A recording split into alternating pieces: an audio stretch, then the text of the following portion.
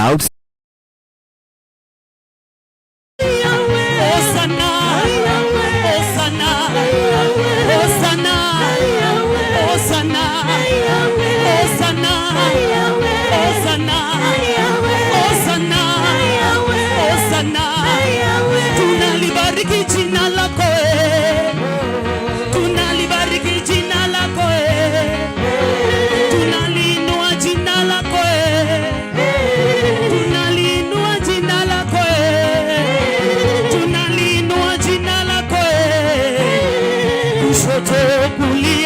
Jina la Yesu livume, kushoto kulia, jina la Yesu livume, kwenda juu chini we, jina la Yesu livume, kushoto kulia, jina la Yesu livume, kwenda juu chini we, jina la Yesu livume. Weka mikono yako juu, sema jina la Yesu livume, jina la Yesu livume, jina la Yesu livume, livume, livume, jina la Yesu livume, livume, livume, yeah, Yesu livume, livume, livume, yo, Yesu livume, livume, livume, yeah, yeah, Yesu livume. Aya, weka mikono yako juu, tupige Yesu makofi. Piga, piga, piga, piga, piga, piga, piga, piga. Tumuinue, tumuinue, tumuinue, tumuinue, tumuinue, minue, minue, minue. Sema, hey, aya, Yesu ni Bwana. Aya, weka mikono yako juu tena. Tumuinue, tumuinue, tumuinue, tumuinue, tumuinue, minue, minue, minue, minue. Yesu ni Bwana. Milele wa milele, Mungu wa baraka ni nani? Milele wa milele, Yesu. Wa milele wa milele, Mungu wa baraka ni nani? Sema,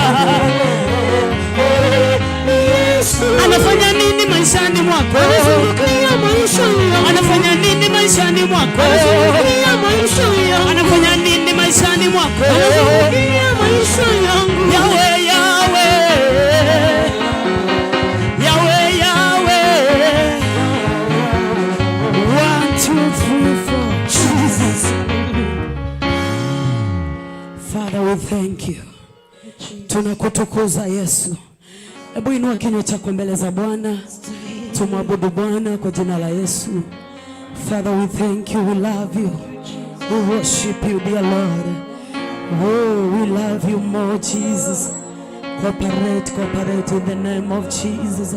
Bwana, tunakushukuru kwa upendo wako. Nena na Bwana, inua tu sauti yako. Zungumza na Bwana, achana na mimi. Mimi siwezi nikakusaidia. Aliye mbele yako hawezi akakusaidia, Yesu peke yake. Oh Jesus, we came to worship you. You are faithful God and you are merciful God.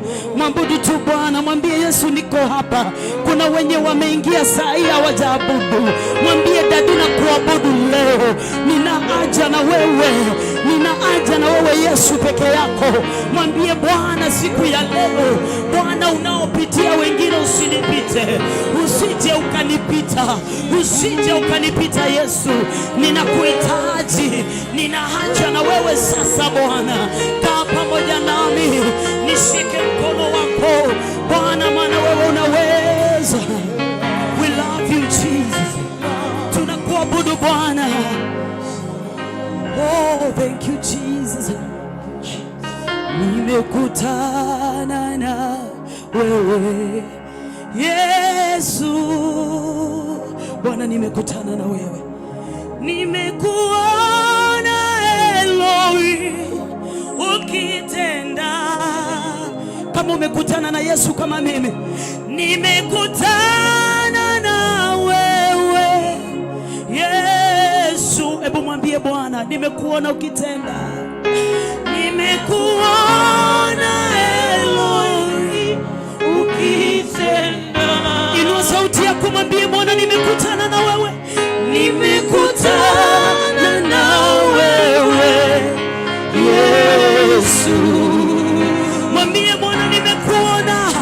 Nimekuona Eloi ukitenda. Kama unajua umetendewa, sema nimekutana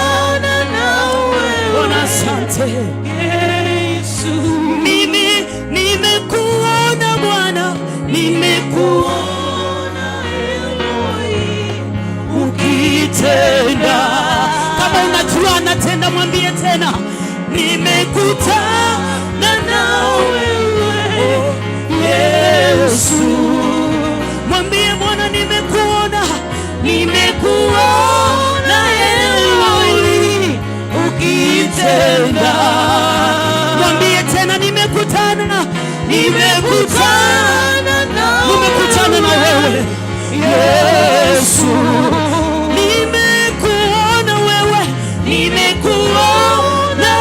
Eloi ukitenda. Kumbuka alikuponya wewe. Nimekutana na wewe Yesu. Nimekuona Eloi ukitenda. Thank you Jesus. Kama hujakutana na Yesu, kubali leo akutane na wewe, maana mimi nimekutana na Yesu katika shida zangu, katika magonjwa. Nimemuona Yesu akiponya. Kama umeshuhudia Yesu, mwambie Yesu, nimekutana na wewe ukaponya maisha yangu. Nimekutana na wewe ukaponya watoto wangu. Nimekutana na wewe biashara yangu ikapona. Nimekutana na wewe, sasa niko huru.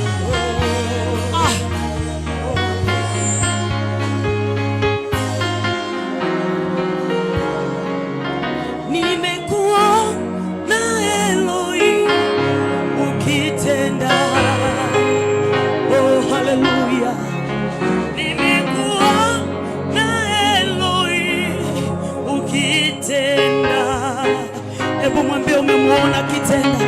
Nimekuona Eloi ukitenda. Sio mimi unaambia, mwambie Bwana, nimekuona Eloi ukitenda. Kumbuka vile alivyokuponya, mwambie nimekuona Eloi ukitenda. Mwambie tena, Bwana, nimekuona Eloi ukitenda. Bwana, tumekuona. Mwambie Bwana, nimekuona ukitenda makubwa. Nimekuona ukitenda makubwa. Nimekuona ukitenda maajabu. Nimekuona ukiwa mwaminifu. Nimekushuhudia. Haleluya.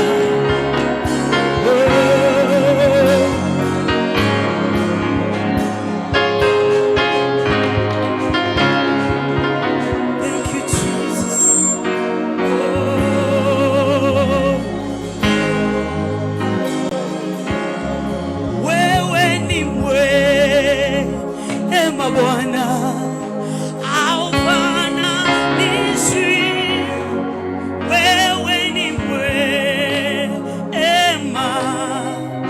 Bwana amekuwa mwema kwetu, wewe ni mwema.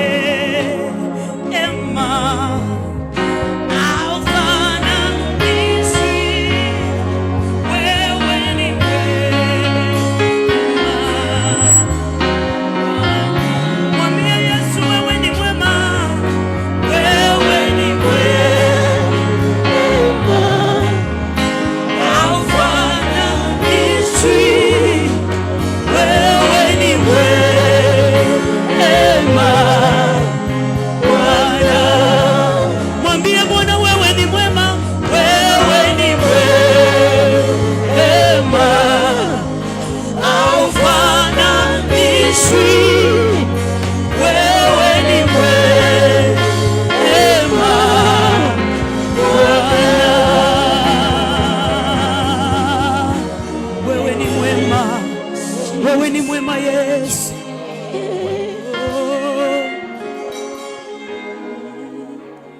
Wewe ni mwema Bwana. Tumwambie tena tu, wewe ni mwema, haufananishwi. Wewe ni mwema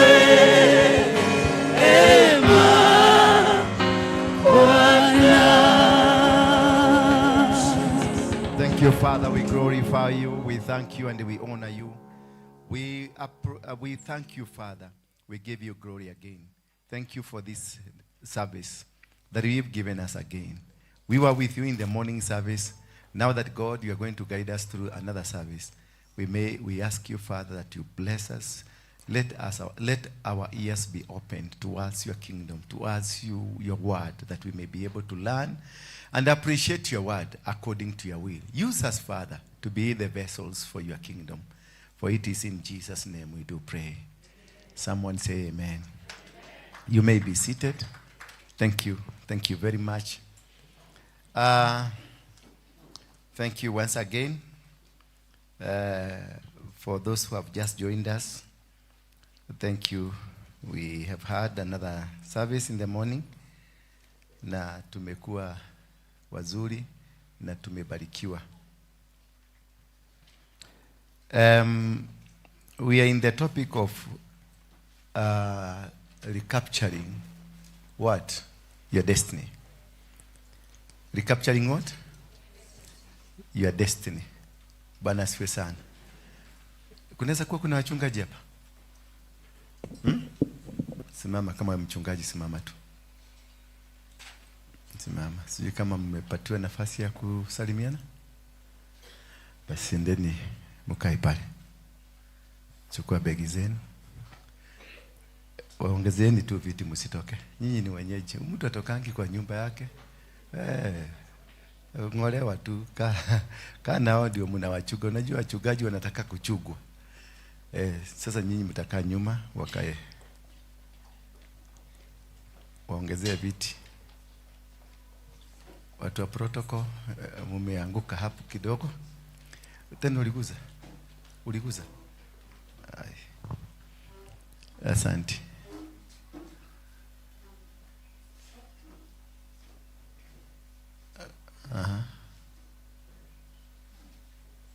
Okay.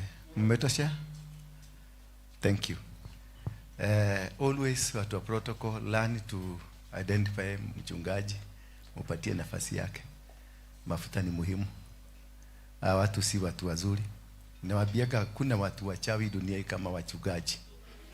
Maana wako na mdomo inaweza kunena. Anaweza toka hapa akisema hiyo kanisa na mtaona shida. Poleni na karibuni. I hope you had your time. Mulisalimiana? Mulisalimiana? Bado? Kujeni basi mmoja, tuanze na wewe. Nani yako na mafuta mingi kuliko wale wengine? Atuwazie, wewe ni pastor, ni bishop? Na wewe? Simama basi, mpatie microphone. Yes. Hallelujah. Amen. Praise the living God. Amen. Asante sana, nashukuru leo hii nimeokoka. Kwa jina naitwa Pastor Charles Sowino. Kanisa iko Mihano, inaitwa Christ Evangelical Ministries. Leo hii tuko hapa ili tushukuru Mungu kwa yale aliyotenda pale ya Karanda. Kuna watu wengi waliokoka. Mliona? Yes. Na tuliweza kuhubiri amani na tukaleta watu pamoja. Silikuwa kitu mzuri. Yes. So siku ile sikuwa mchungaji, siku ile nilikuwa mtu wa security. Tumliona nilikuwa na apostle hapa kwa hapo. Na tulifanya kazi mzuri. Kwa sababu tuliambia Mungu ni asante, hata kama tulichoka, lakini ilikuwa ni kazi ya Mungu. Na tulishukuru Mungu. Kwa hivyo leo hii tuko hapa tujumuike, tuambie Mungu ni asante. Neno ya Mungu inasema kwamba tukishukuru Mungu, yeye hutufungulia njia hata zaidi. Na mambo ya kushukuru Mungu upendeza Mungu. Psalms 50:14 na Psalms 50:23 tutajisomea.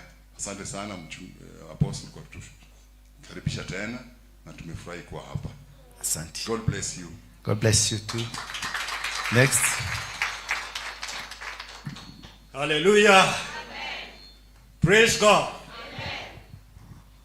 Tusalimiane namna hii. Hallelujah. Amen. Amen. God is good. What about all the times? Amen. Nawapenda kwa upendo wa Bwana wetu Yesu Kristo. Nashukuru Mungu kwa ajili ya siku ya leo. Mimi ni mchungaji George Angiro, na ubiri Kayole na kanisa la Calvary. Bwana apewe sifa. tumekuja kushukuru Bwana. Haleluya. Kwa ajili ya yale Mungu alitenda. Na mtumishi alisema siku ya leo ni siku ya kushukuru Mungu. Hesabu ni baraka kupatikana mahali hapa, kwa sababu ni kwa neema tu. Kama alitenda, ni vizuri turudishe shukrani. Amen. Nawapenda. Mungu awabariki sana. Thank you. Bwana asifiwe. Bwana asifiwe tena. Kwa jina naitwa Pastor Charles Otieno kutoka Calvary Covenant Center, Komorok. But since you are serving Jacaranda, we say to come and say thank you to the Lord what he did that day. Thank you, Apostle. You really work. Yes. Thank you. Thank God you very bless much. you. God bless you. Thank you. Bwana Yesu asifiwe. Tulikuwa tumejitaja hapo mbeleni, lakini apostle hakuwa. Kwa majina nimesema naitwa Pastor Mary. Niko pale CFF Donom.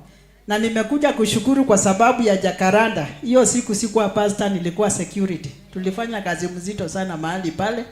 Kwa hivyo tumekuja kuambia Mungu ni asante kwa yale alitenda mahali pale. Kwa hakika Mungu alitenda. Bwana asifiwe sana. Amen. Mungu akubariki sana apostle. Asante. Kwa kazi njema ambayo unafanya. Thank you. Thank you.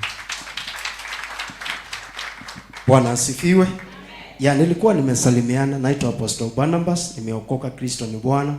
We have come to thank God. Thank you, man of God. Thank Be you. blessed. Amen. Thank you very much. Asante sana. Mungu awabariki watumishi. Mungu awabariki watumishi kwa sababu ya kazi nzuri ambayo tulifanya huko Jacaranda. Hata kuitika wito kukuja. Najua kuita mapasta wakuje wengi hivyo. It was a strange thing.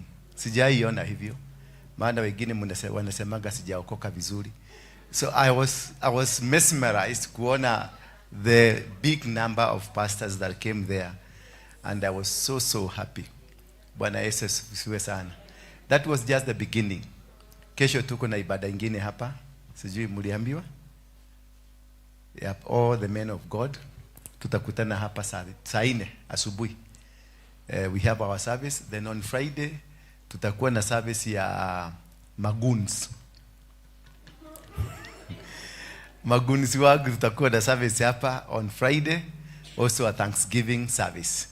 Today we have a Thanksgiving service, tomorrow Thanksgiving service, on Friday the same thing.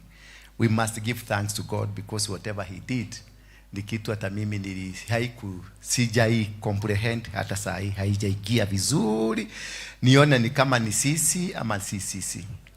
Unajua siku moja niliambiaga watu tutahubiri na chopa. Niliwaambiaga siku moja. I didn't know it was that soon. Mimi nilikuwa nafikiria tukikuwa na miaka 70 hapo ndio tutafanya hivyo maneno. I didn't know that in our young church we can be able to do that quickly. This church is not very old. Sio kama zenu Calvary. Si kama CFF, watu wa CFF. I was ordained in CFF na Harrison. Na Harrison aliniambia nifugue kanisa mara ya kwanza, akaninunulia vyombo, nikazipatiana baba fulani maana niliona ni ujinga ananiambia. Nikazikunywa pombe. Hata saa hii kuna pesa yangu imebaki hapo. Maana hizo vyombo niliuza shilingi 1,000. Alinikuwa amenunua 1.5. Sasa nikauza 800. Sasa nilikuwa naenda naitisha ile pombe inaitwa Hennessy. Unajua Hennessy ni expensive, ni 6,000 1 liter. So ndio nilikuwa nakunywa pole pole na wanaandika. Hakunya mpaka sasa hivi wako na barasi yangu ya 400,000. Lakini nilienda kuwaitisha wakasema tuliagana ni mchupa. Meza kitu. So nikamwambia niliwacha. Wakaniambia kama uliwacha basi wachana na kila kitu. Nikawacha. Sasa ilibidi hizo vitu naendaka nazichugulia hapo. Naona hizi ni vitu zangu lakini siwezi kuuza maana kulikuwa na maagano. Bwana Yesu asifiwe sana. Lakini baadaye tena alijua na akaninunulia zingine.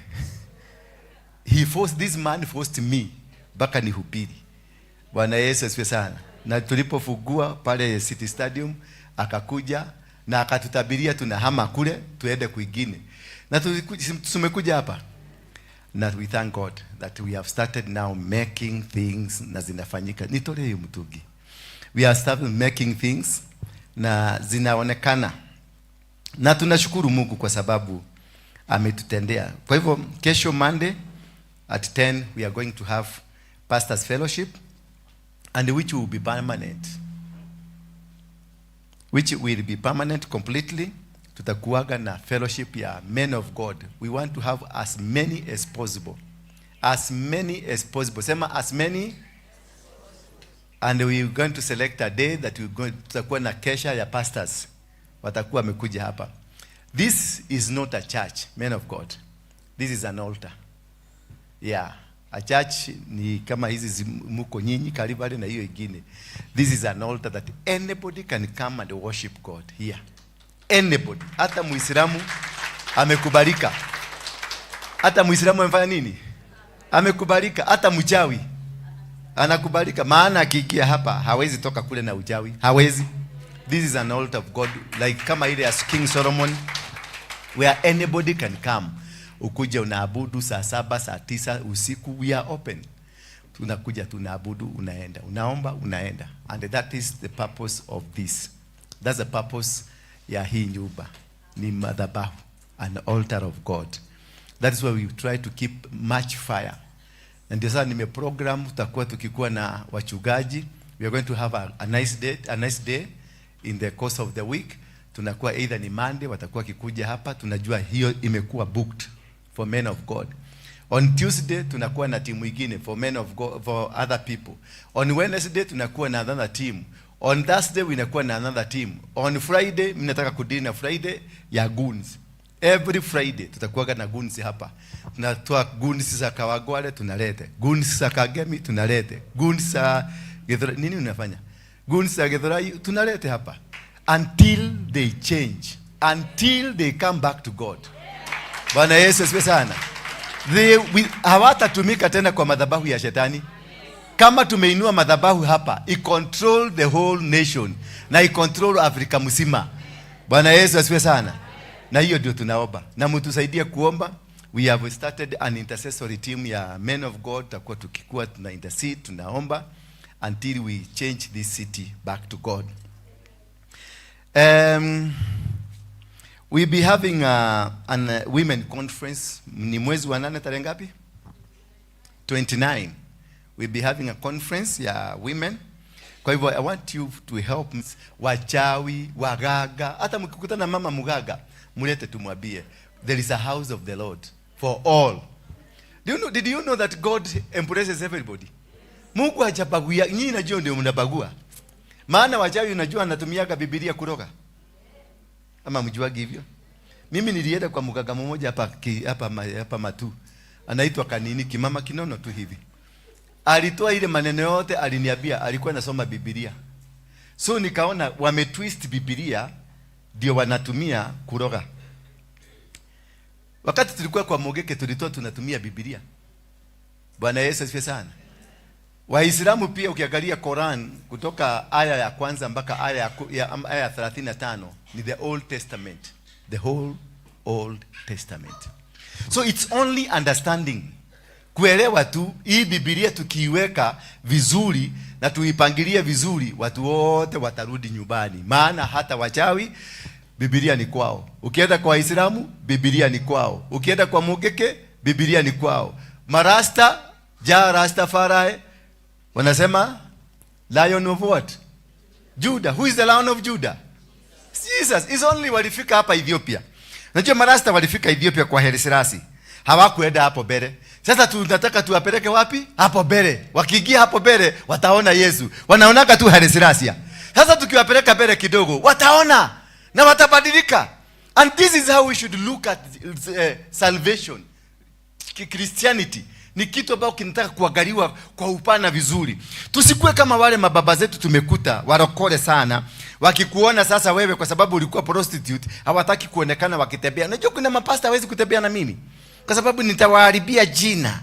Huyu ni yule Mogeke, walikuwa wa Mogeke, atahari nitakuharibia jina. Kuna hawa hawawezi kubali kutembea na mimi. Lakini sasa tunataka tuwaonyeshe the love of Jesus, our boss. Who is our boss, by the way? Who is our boss? Jesus. To whom was he sent? No, not to us. He was never sent to us. He was sent to to sinners. Alitumwa kwa wale ambao hawamjui Mungu. Kama wewe sasa ushamjua Mungu, wewe ni mzuri, unararaka biguni, ateremuka asubuhi hapa, wewe si wa huyo bosi wetu. Wewe umeondoka kwa hiyo bosi. Bosi wetu alisema, I was not sent to the good people, but to the bad people, to the sinners, so that they can also know God. Bwana Yesu asifiwe sana. So our aim and our character should be the sinners first. Ukisikia mtu ni prostitute, mulete hapa. Ukisikia mtu ni mchawi, mulete hapa. Ukisikia mtu ni muuaji, mulete hapa. Maana hapa ndio kwa bosi yetu. Hallelujah. Because kama singekutana na mtu kama Harrison, aniobe, anishikilie, ningekuwa nahubiri kweli? Harrison kanisa yake ilipasuka mara mbili kwa sababu yangu. Mtu alikuwa anaitwa Mamisha, alikuwa secretary general, na wengine waliambia Harrison, ukiodaini huyo pamoja na ule bishop wa Kiabu, ukiodaini huyo tumekuondokea. Harrison aliwaambia, ondokeni. Kama kuodaini huyu ndio mtafanya muondoke, ondokeni. Mimi nitamuodaini. Na akatengeneza, akakoboa, yeye alikoboa hall pale City Hall because of me. Akalipa hall ya City Hall. Hapo ndio alinimwagilia mafuta. Na akaambia hawa wengine wote, kama mnataka kuniwacha kwa sababu ya huyu, go, because mimi vinyo nilionyeshwa na Mungu, huyu ni mtumishi wa Mungu na ameletwa na Mungu, ni mumwagilie mafuta. Kazi nyingine sina. Beyond that, I have nothing. And that is what he did exactly. Wakapasuka, wakaenda, kina Mamisha wakaenda, lakini baadaye Mungu akanituma Kiabu. Nikaitwa fellowship ya a crusade hapo Kiabu town. Sasa hiyo huyu wa Kiabu alikuwa hapo. Alikuwa na kanisa mahali juu hapo. Tulikuwa tunafanyia crusade. Sasa walikuwa wananishughulia kuangalia huyu mtu atahubiri namna gani. Sasa naye Mungu hakunitumia kwa kuhubiri. Kuna kipofu ilikuwa hapo. Anajulikana na kila mtu. Nilimuita nikakuja, nikamwambia unaweza penda kuona. Nikaona watu wote wameanza kuondokea aibu. Nikamuuliza tena, unaweza taka kuona? Akaniambia ndio. Nikamwambia ona katika jina la Yesu Kristo. Macho ikafunguka. Wadeli akiwa pale juu aliteremuka. Na akapigia baba simu akamwambia, "Niturenda guka kuhera." Tumeisha kujua ile kazi ulifanya. It has never been witnessed. Na Kiabu ika change from that time. And this is what we need to embrace. To love people, let's love lead, let's work as a team, tupende washosho, tupende kila mtu, tuwalete watu wote pamoja, because that was the intention of Jesus Christ. Bwana Yesu asifiwe sana. So for the ladies, prepare for that conference. Muite kila mtu. Hata mkienda pale, mkiweza kwenda pale kwa Inaga, hata mimi nitakuwa nikienda kutoka sasa. Pale usiku saa 6 usiku tunakutana na wale wasichana, tuongee na wao. Si ndio? Sasa mkiona nimepigwa kapicha na wao, don't worry, ninafanya kazi ya bosi yangu.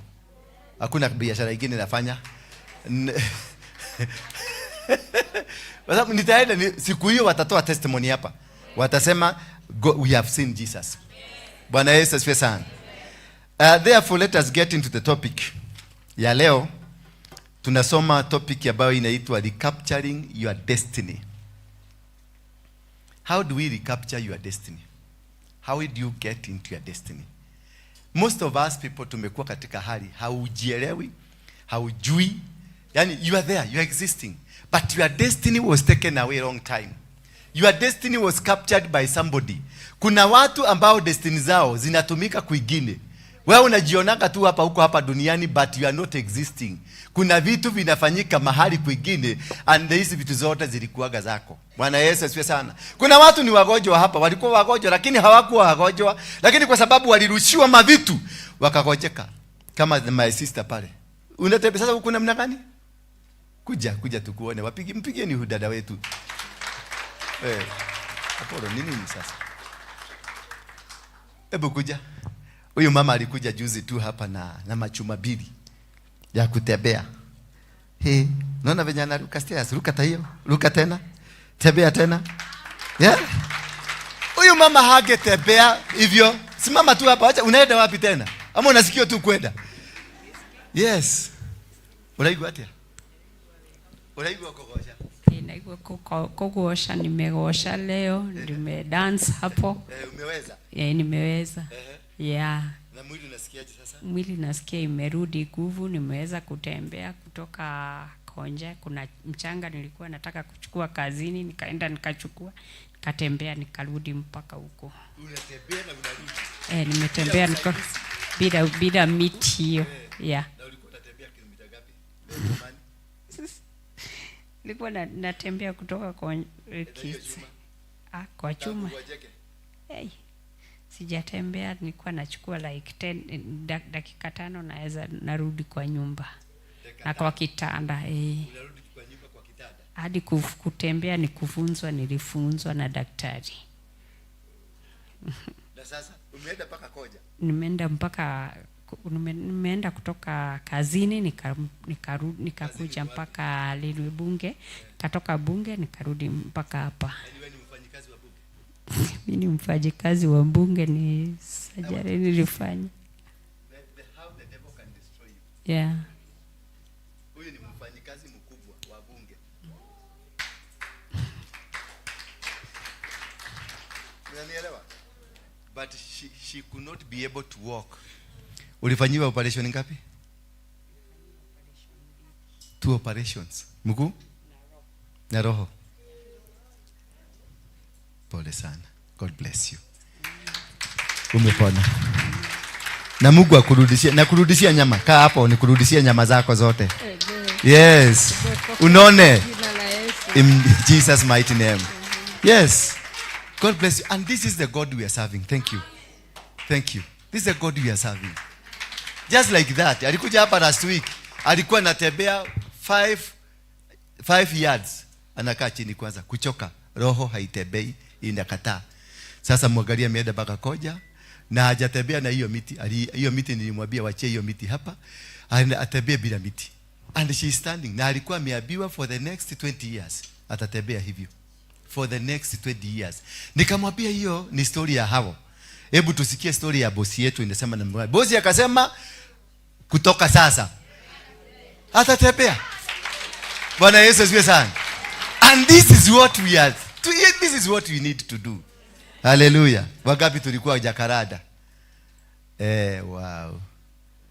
God bless you. Hata watoto mlikuwa Jakarada? Mliona nini kijakarada? Mliona ndege? Chopa. Next time utaenda na hiyo chopa. Bwana Yesu asifiwe sana. Hakuna wahubiri. There is one challenge I want you to bear in mind. There is no way Ruto na watu wake ambao hata wajui maana ya kanisa ni nini wanatembea na chopa 3. Na wewe unatembea mguu na wewe ndio unajuana na Mungu.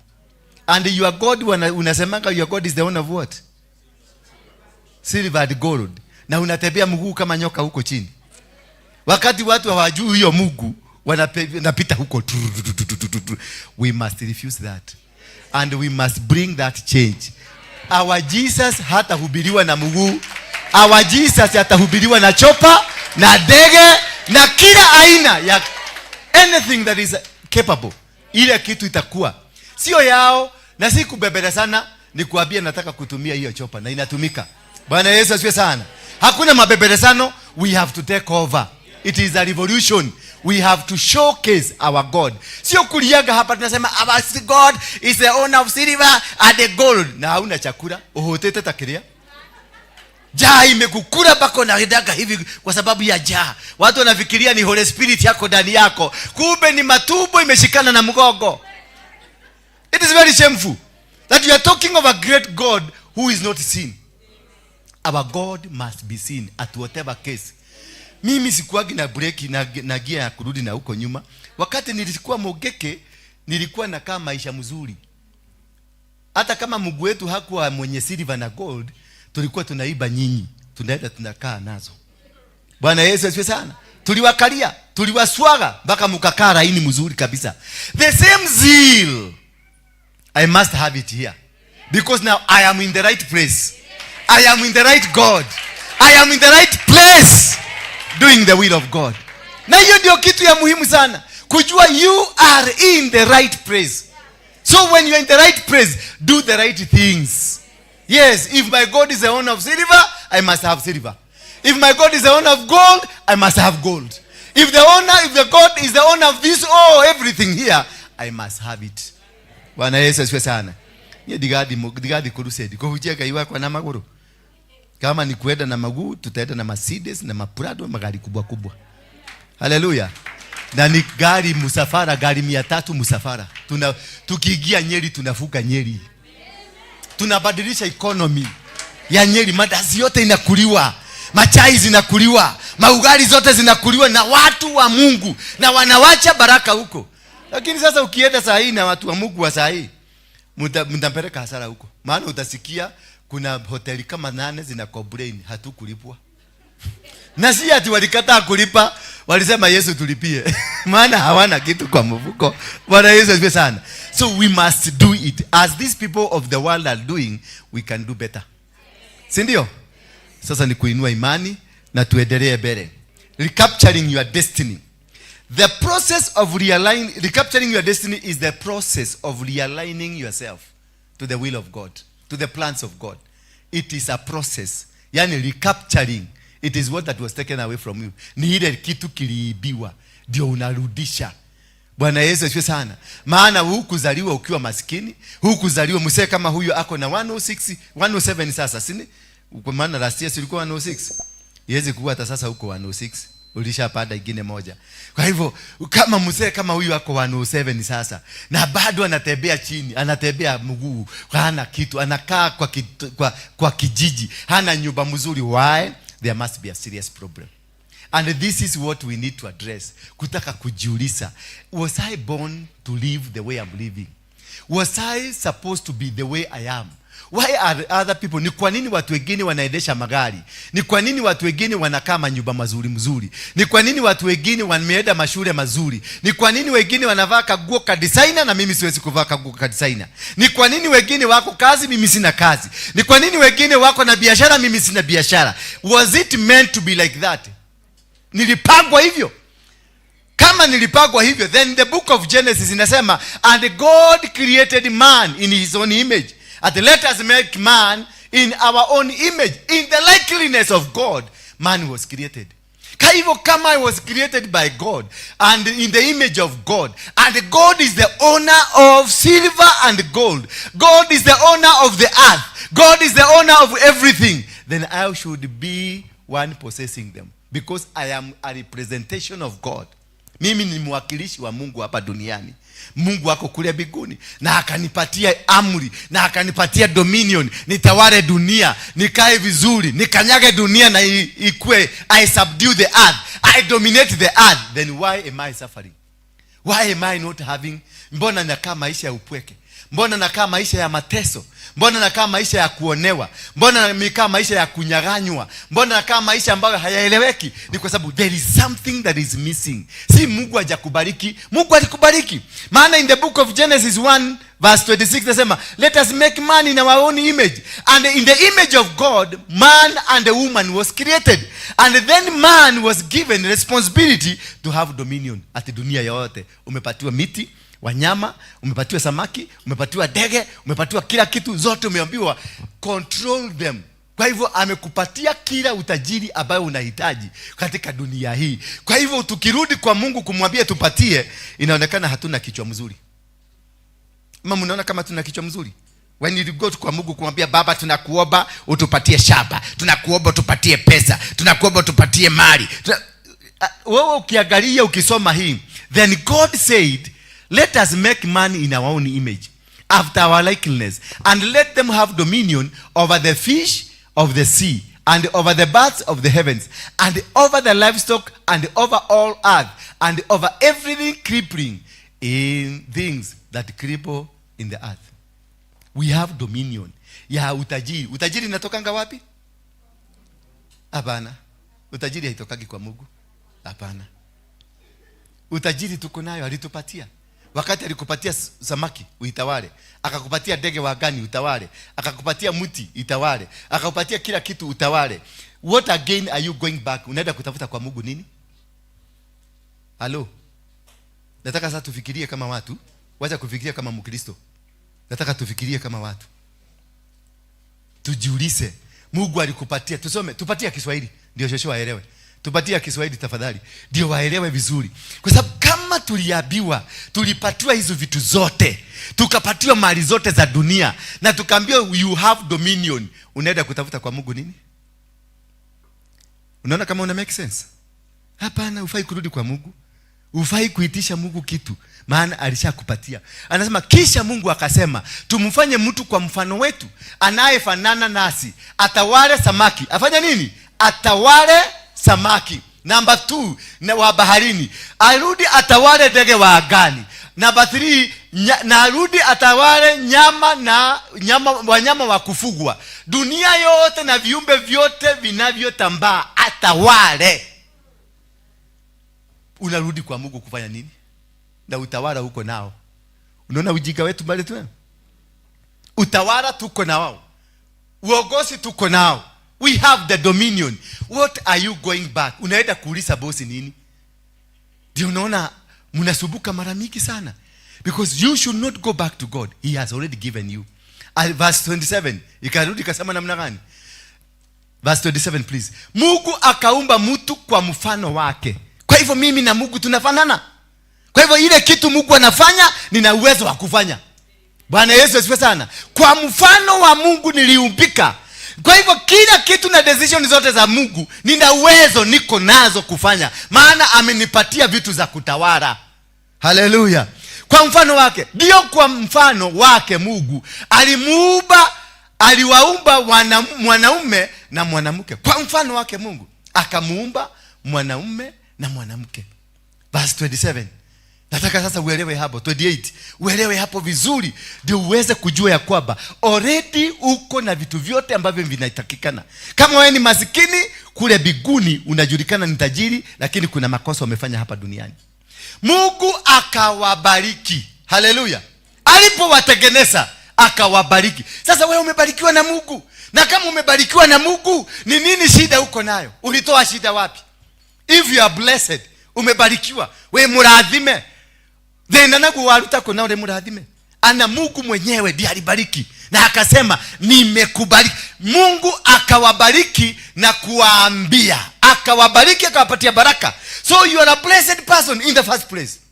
Na kama wewe umebarikiwa, hakuna kitu kinafaa kukuchanganisha hapa duniani. Kama wewe umebarikiwa, hakuna kitu kinaweza kuzuia. Kama wewe umebarikiwa, hakuna kitu kinaweza kukurudisha nyuma. Bwana Yesu asifiwe sana.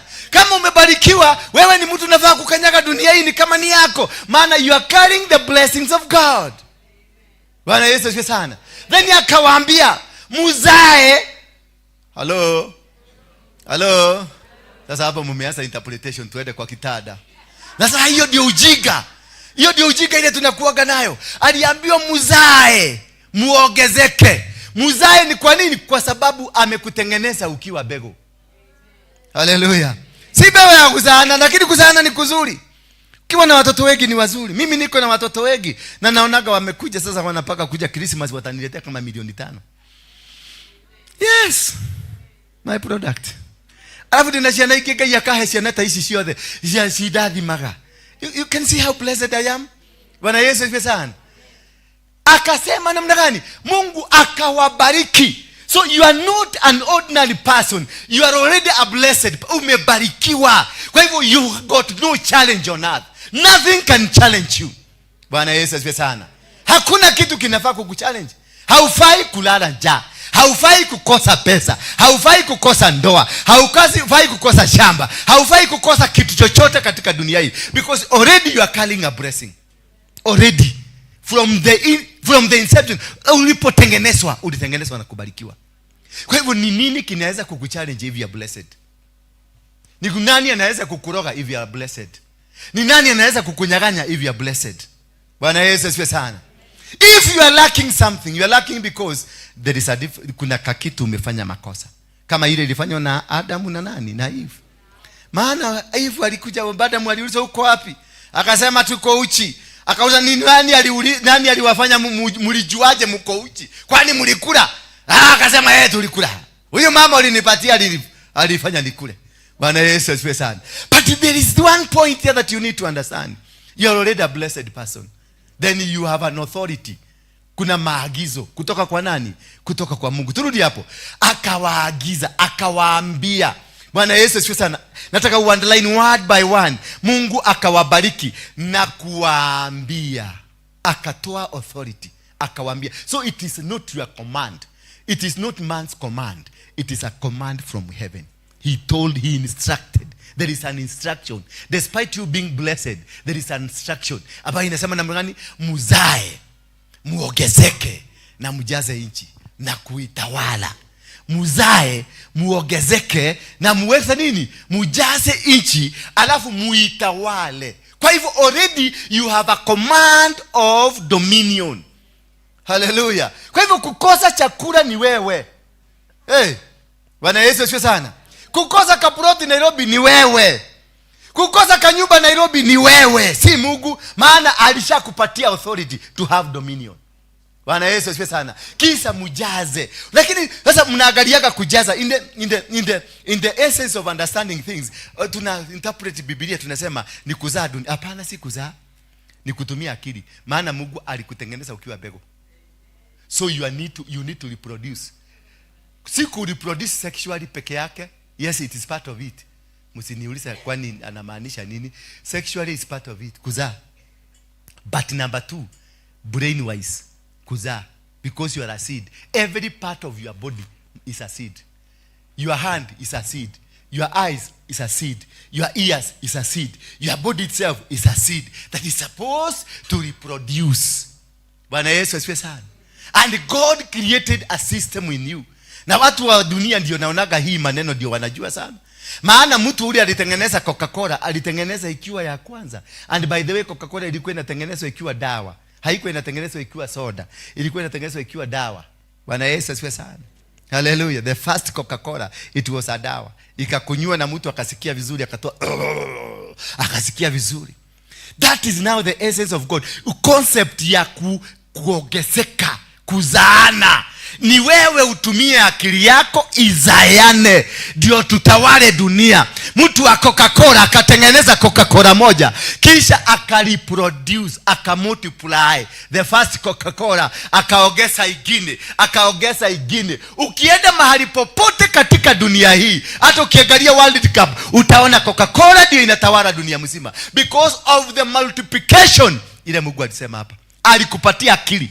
Hakukupatia sexual organ peke yake ya kumultiply, alikupatia mpaka akili ya kumultiply. Akakupatia mikono ya kumultiply, akakupatia miguu ya kumultiply, akakupatia masikio ya kumultiply. Lakini sasa sisi tunakuamilia kwa moja, na ndio imetuletea shida. Bwana Yesu asifiwe sana. Tumia zote, tumia miguu, tumia mikono, tumia akili, tumia macho na tumia masikio, na utaona mambo yako itakuwa mzuri. He has given you power. And that's why he say, I blessed them. So you are not an ordinary person. You are not an ordinary folk. You are already blessed. Whatever you touch with your hands, itabarikiwa, maana wewe ni mbarikiwa.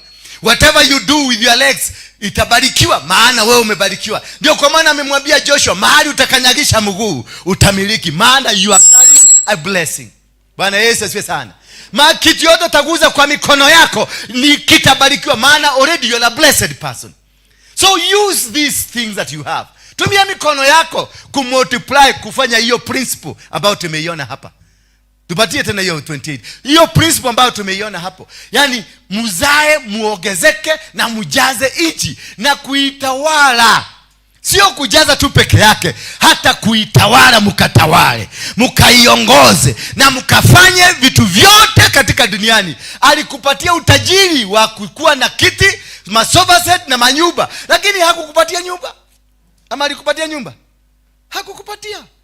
Akamekupatia kiti, uliona kwenye ndoto viti vizuri, masofa set mazuri, ama magari makubwa mazuri, lakini hizo vitu zote hakukupatia. Atishika ndio hii. Hapana. Kama ni gari aliificha ndani ya mchanga, utumie akili, uchome mchanga ikue chuma. Bwana Yesu asifiwe sana. Kama ni kiti alikificha ndani ya mti, akatumia akili, ingia kwa hiyo mti, toa kiti. Kwa hiyo mti toa nyumba. Kwa hiyo mti toa kitabu. Kwa hiyo mti toa. Kwenye mti kuna vitu vingi vimefichwa huko. Kwa hivyo alitaka utumie ubongo ule amekupatia.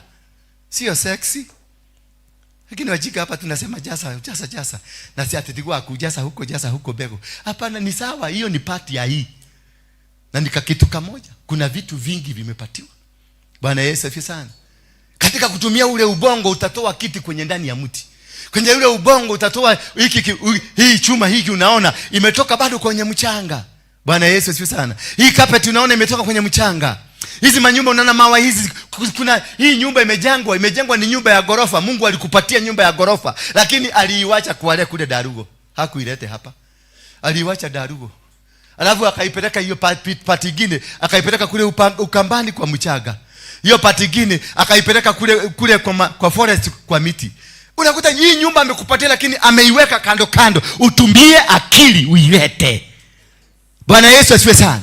Na hiyo akili ndio tunafaa. That is now regaining, recapturing your destiny. Because your destiny was not given to you.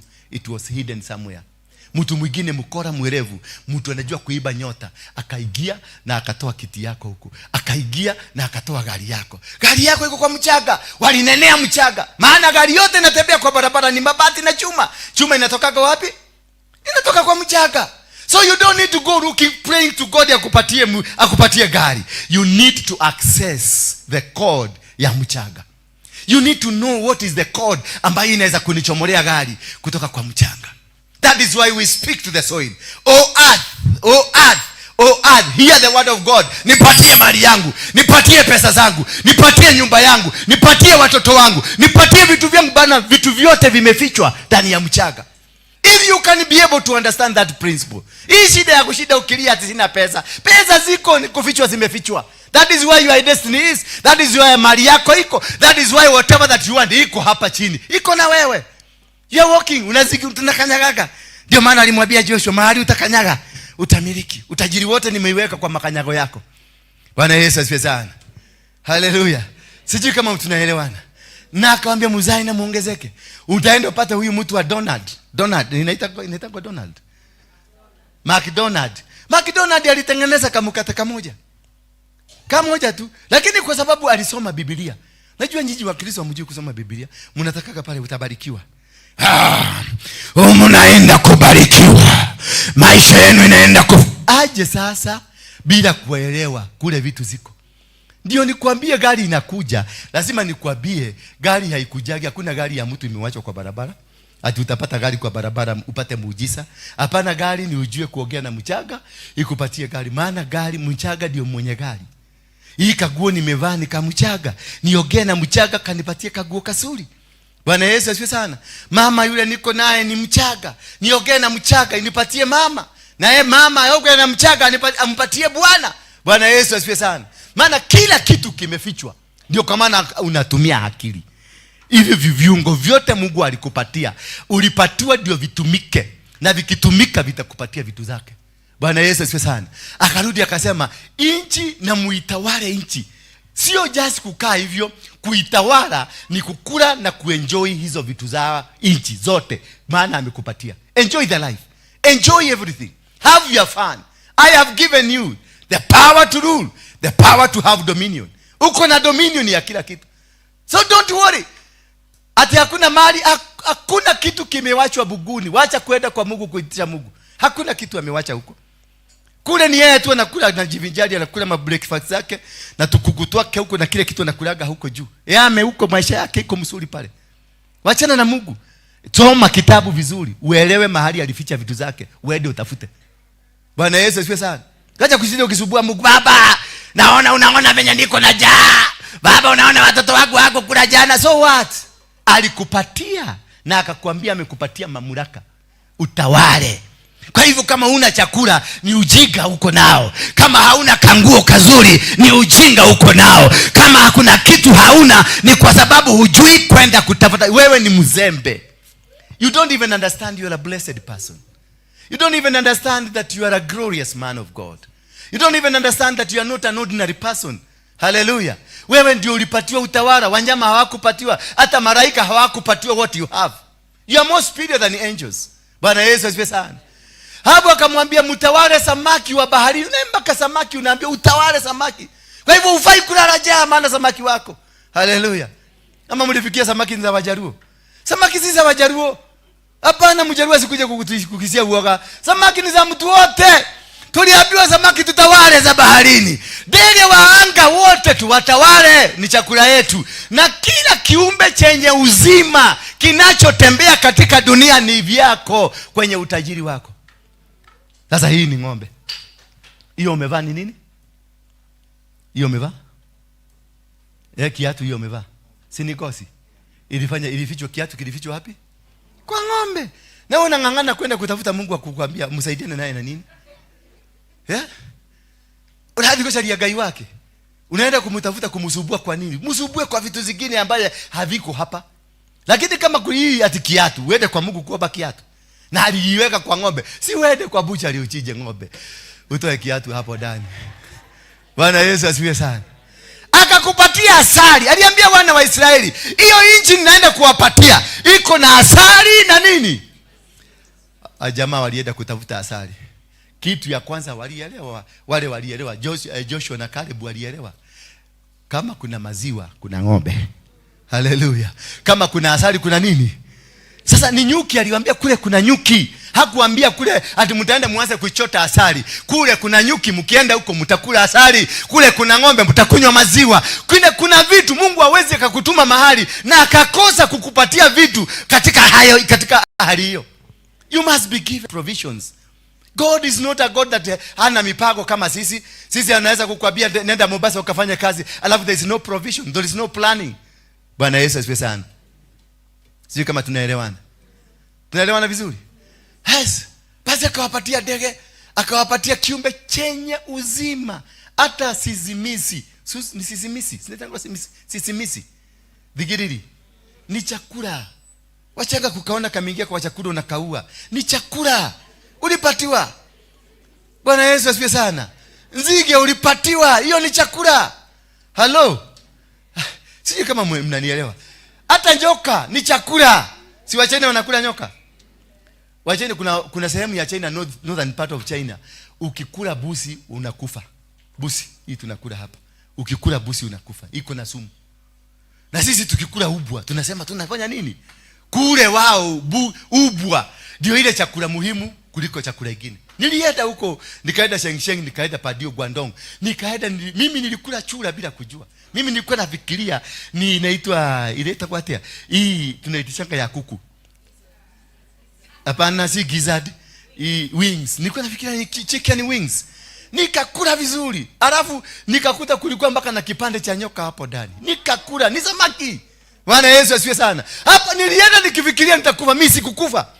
Mshaina aliniambia good for soup. Iko hapo.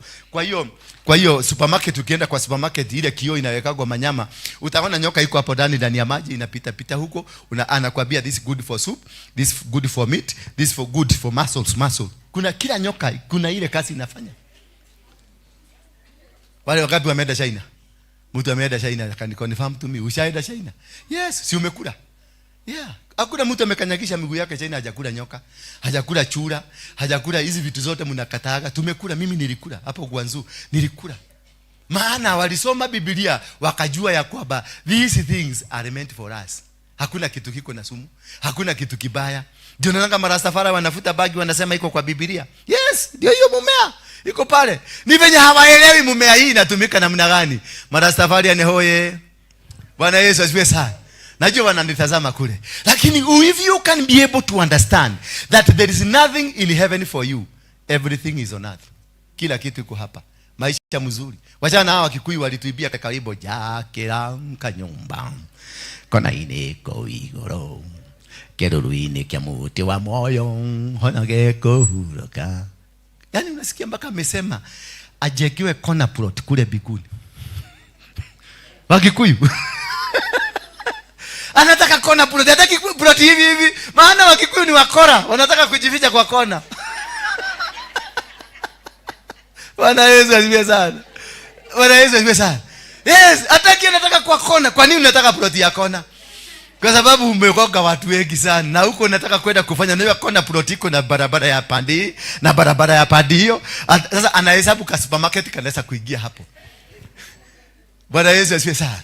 You have to understand that which God has given to us hapa hakiko kule biguni, kiko hapa. You can only access it here. Bwana Yesu asifiwe sana. So understanding is being able to understand your purpose. Kujua who are you. Bwana Yesu asifiwe. Kitu kilifanya Sulemani asfaulu na ashinde. Hakuomba pesa, hakuomba mali, hakuomba kitu kingine. Aliomba kile kitu hakiko duniani. Bwana Yesu asifiwe sana. He never asked for a tract of land. Hakuuliza magari, hakuuliza security. Alijua kuna kitu Mungu hakupatiana hapa duniani. Wisdom inakuwa na Mungu. Bwana Yesu asifiwe sana. Hiyo ndio aliitisha Mungu, nipatie wisdom. Ndio niweze kuongoza watu wako na niweze kuwapeleka kwa njia ambazo ni kamilifu. Alipoitisha hiyo, na uangalia kuitisha hekima, kuitisha wisdom, alitoa sacrifice gani? Alitoa ng'ombe 1,000 sacrifice. Kwa hivyo kuitisha akili ndio akili uweze kutabua vitu zako ziko wapi. Lazima uinue dhabihu. Lazima uinue sacrifice ambayo itakubaliana na mchanga. Mpaka mchanga ijue yes. Alimwaga damu, kunasemekana kwenye Biblia ati ilimwaga damu mpaka hiyo damu ikamufika kwa miguu hapa. Ile kuchinja mang'ombe. Mpaka akachoka, akaenda kulala. Kwa kuchinja peke yake, akachoka akaenda kulala. Mahali alilala Mungu akamtokelezea, maana aliguza Mungu. Bwana Yesu asifiwe sana. Ndio upate wisdom, upate, maana ameficha vitu zake vyote, amezificha. For you to access vitu zake, maana amevificha, unahitaji wisdom. You need to seek God for the wisdom. You need to give a sacrifice for the wisdom, for God to give you that wisdom to have the access. Maana kuna watu wanafanya kazi, analipo mshahara mzuri sana. Kuna rafiki yangu hapa anafanyaga na UN, amekoboa nyumba ya 1,900 kwa sababu analipwa salary ya 2 million. Ako na 1,000 ngapi? 900. Kisha angalia matumizi ya nyumba ni kama 1,500. Wageni wanakuaga huko mabuzi, mimi ndio nampelekeaga mabuzi ya kukula. Bwana Yesu asifiwe sana. Na makuku ndio namsapuleaga huko kwake. Mpaka siku moja nikamuuliza, salary yako inafika kitu 2 million. Si utoe ka milioni kamoja tuende hapa Buroti maguta. Ka milioni kamoja. Buroti maguta. Tuchukue next salary. Tumwage mawe, that salary. Ukuwe na kinyumba kiliko hiki cha Rudo umekoboa 1,900 milioni 1. Akaniambia hiyo maneno siwezani nayo. I am too busy. Mimi nikajua kitu kimoja. Amepatiwa vitu, amenyimwa wisdom. Bwana Yesu asifiwe sana. Ameshindwa kuaccess kujua there is a future. Kuna future yako. Na hiyo ndio makosa mingi tuko nayo. Tumekosa kujua we have a future. Ane kukosa kuelewa future ni kwa sababu hauna hekima. Na kukosa hekima ni kwa sababu haukujiunganisha kuinua madhabahu ya kutafuta hekima. Sulemani alipata hekima na akakuwa na kazi kubwa na mzuri sana. Aliweza kuwaleta viongozi pamoja. Yeye hakutafuta hekima ya kuongoza raia, alitafuta hekima ya kuongoza viongozi. Akajua hii clan inajua mambo ya bao, akawalete hapa. Akajua hii clan ni ya kuchimba mawe na inatoka, kalete hapa. Akajua hii clan ni ya chuma, kalete hapa. Akajua hii clan ni ya kitu fulani, akalete hapa. Akachukua viongozi wao, akawashika, akawaambia nimewapatia anointing, nimekuwekelea mkono, fanya kazi yako venye inastahili. Sifa zote zilirudi kwa Solomon. Maana watu wa bao walijenga viti, watu wa mawe walienda kachimbua mawe, watu wa kile wakalifanya hiyo, watu wa vugaji wakafanya ufugaji, watu wa kuku wakafanya ukuku. Kila kitu kilifanyika, maana alitumia hekima kuweza kujua viongozi na watu ambao wako na taaluma fulani. Hiyo ndio hekima tunaomba. Kujua yule mtu anashona kiatu, sio wewe mwenyewe mwenye kushona nguo. You must have those network. Bwana Yesu asifiwe sana. You must have those networks. Kujua ya kwamba yule ako na kiatu, mtengenezaji wa kiatu, sio mtengenezaji wa nguo. You must have two. Na sio mtengenezaji wa kucha zako. You must have the third one. Na sio mtengenezaji wa nywele yako. You must have the fourth one. Na sio mtengenezaji wa vitu vingine, nyumba yako, utensils, meza, vitu vingine. You must have them for you to succeed. You must build a network. Hekima ni kukua na nini? Na network. Maana ukienda kulima unahitaji mtu ule anahitaji kwa agriculture. Si ndio? Ukienda kulima unahitaji, ukiwa na ng'ombe unahitaji veterinary mwenye anakuja na kupatia advices. Mimi wakati nilianza kufuga mang'ombe, ng'ombe karibu tangu 3 zilikufa, na zilikufa kwa ujinga mdogo sana. Mdogo sana. Maana nilikosa kuelewa. Mimi nilikuwa naangaliaga mamangu nyumbani wakifuga mang'ombe. Naona venye anafanya, anaenda na anatafuta ile miti ingine inaitwa sijui nimehoidhia na ingine mwenu, ati unachamusha ati ng'ombe imehohita. Sasa mimi sikuwa naelewa hiyo kuhohita yao sio kuhohita ya Nairobi. Mimi nikaenda nikachamusha mwenu nikapatia ng'ombe. Ng'ombe ikafura zaidi. Kaka kidogo ikatoa manini hapo, ikaaguka ikakufa. Na daktari akakuja akaniambia haikuwa na hiyo kitu ulifikiria, ilikuwa na pneumonia. Bwana Yesu asifiwe sana. Kwa sababu nilikataa kutumia hekima ya kutafuta ule mtu anaelewa. Mimi nikafuata mama yangu, na mama yangu alikuwa anajua vitu zao, na kuna vitu zao walikuwa anafanya. Nikaruhusu ng'ombe 3 kwa sababu ya kutoka kwa nini? Na hekima. Na watu wengi wamekosa kuishi, watu wengi wamekosa doa, watu wengi wamekosa biashara kwa kutokuelewa wewe umeitwa kwa lengo gani. Kuna watu wameingia ndani ya biashara and they have never been called for business. Kuna watu wameingia kwenye taaluma tofauti na haujaitiwa. Ni kusoma ulisoma, lakini haujaitiwa hiyo taaluma, hauelewi ujuzi. Maana vitu nyingi zinahitaji kuelewa kutoka kwa Mungu. Kunahitaji hekima ya Mungu akupatie ufunuo, akwambie wewe nimekuita kwa ajili hii, na hakika ukienda kuigusa unaona inaendelea na inafaulu. Lakini sasa tunatambaleka huko. Mtu amehubiri siku moja, ameshika microphone siku moja, anasema mimi ni pastor. Na haelewi pastor ni mchungaji. Bwana Yesu asifiwe sana. Kumbe yeye ni muinjilisti, anaanza kuchunga kondoo akiziua. Anapigana. Mimi nilikaa kwa James Maina Ng'ang'a, huyu baba yangu hapa chini. Nilikaa kwa anipiga vita. Nimefanya kanisa imekuwa kubwa, maana mimi ndio nilimpatia hiyo kiwanja. Nikaokoka, akapata sifa kubwa, maana mugeke kuokokea kwa kanisa yako si kitu mzuri na si kitu kidogo. Sasa yeye alianza kunikemeaga, wewe liana wende. Sasa mimi nalia na yeye, na mimi ndi kiongozi mkubwa. Sasa nakaa hivi na muangalia, na ananiambia nini? Nilie na niende wapi?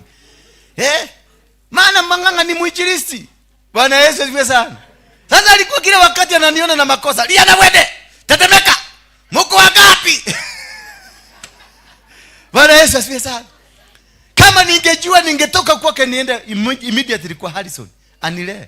Maana tulikosana na Ng'ang'a hapa, na nikamwambia nitakunyorosa. Nilimwambia ukiendelea na hiyo maneno yako nitakutuanga wewe. Si unanijua mimi ni nani ama umesahau? Yes. Kwa sababu nilikaa, alifanya niombe alafu anitume kwa pastor. Kwa kutoelewa taaluma zetu, position zetu, na vile kule Mungu ametuita. That is why we go to nations. Unakuta mtu ameenda Qatar na alikuwa aende Germany. Unaita mtu ameenda Amerika na alikuwa ameenda Uingereza. Ukienda Amerika maisha yako inakwama, lakini ukirudi Uingereza inafaulu. Amerika kuna pesa mingi kuliko Qatar. Wewe ulienda, badala uende Qatar kule ulikuwa umeitiwa, unaenda Amerika. Amerika pesa inakosekana, unaamua kurudi padi hii. Unakutana na mtu anakukonnect, anakupeleka Qatar. Qatar unapata kazi mzuri because there is a call. Bwana Yesu asifiwe sana. For you to get to access the power of God, for you to access what God called you for, because hakuna kitu kinaweza kukuja kwako kama hakijaitanishwa na wewe. Hiyo nguo umevaa ni kiwanda kilitengenezwa China, na kilipotengenezwa God had you in mind. Did you know that? Hiyo nguo umevaa ni kiwanda kilitengenezwa China. And kikitengenezwa God had you in mind, ati guo yako moja itatoka huko. Na hiyo guo ikakuja ikitoka China, Mgikuyu moja ama Msomali mmoja akaenda Equity akakopa pesa. God had you in mind. Hiyo pesa ndiyo apate mkopo. Mungu alipatiana mkopo kwa sababu yako. You are one of the reason that man alipata mkopo. Ndio aende akuchukulie guo yako ambayo yuko China. Akakuja kuna Mgikuyu hapa kwa store hapa, naye Mungu akamupatia maono, edo koboe store. Ndio hiyo nguo ikifika kwa Mchina ikuja kwa store. Na huyo Mungu akapatiwa pesa, akapatiwa nini? Pesa na Mungu. God had you in mind, ndio nguo yako ifike pale. Na wewe kutoka Gong na kutoka Rogai, kutoka Kajiado, ukatangatanga kuja kutafuta nguo. Ukapita store 100 ukitafuta nguo. Baka bahari ulienda ukasimama ukaona niyo hii. Because there is a connection. Imetoka China na ni connection ya kimungu. You have to have that connection for you to access the blessings of God. for you to access, for you to become prosperous, for you to win battles, for you to conquer this world, you must have the access, the codes. Hizo ndizo tunaitanga codes ambazo zinakuconnect, zinakupeleka mpaka mahali unastahili kukua. Bwana Yesu asifiwe sana. For you to get this, you have to defeat laziness and you have to eliminate distractors. Lazima ushinde laziness. Kwa sababu kama imefika Nairobi na huko Kajiado utaki kukuja Kajiado, itakukujia wapi? You must come. You must go and get a loan so that you can be connected to the buyer. Because kama hautachukua loan ndio utukue duka, God will never bring that buyer. Because this buyer, hiyo nguo yako umevaa, katika ulimwengu wa kiroho imeandikwa jina yako. Kwa hivyo lazima itakungoja mpaka ukue. Bwana Yesu asifiwe sana. Kuna manguo ziko kwa stall zimewekwa huko zikigoja akili yako irudi timamu ndio uende uchukue.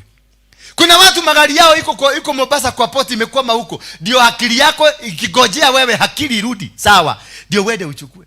Kuna watu wako hapa wana mabwana na mabibi, mabibi wako hapa wakibeba kuua hapa mizigo hapa. Unakikuta kimzee labda ukiingia hapa simulikutana na kimzee hapo kimebeba mzigo. Kina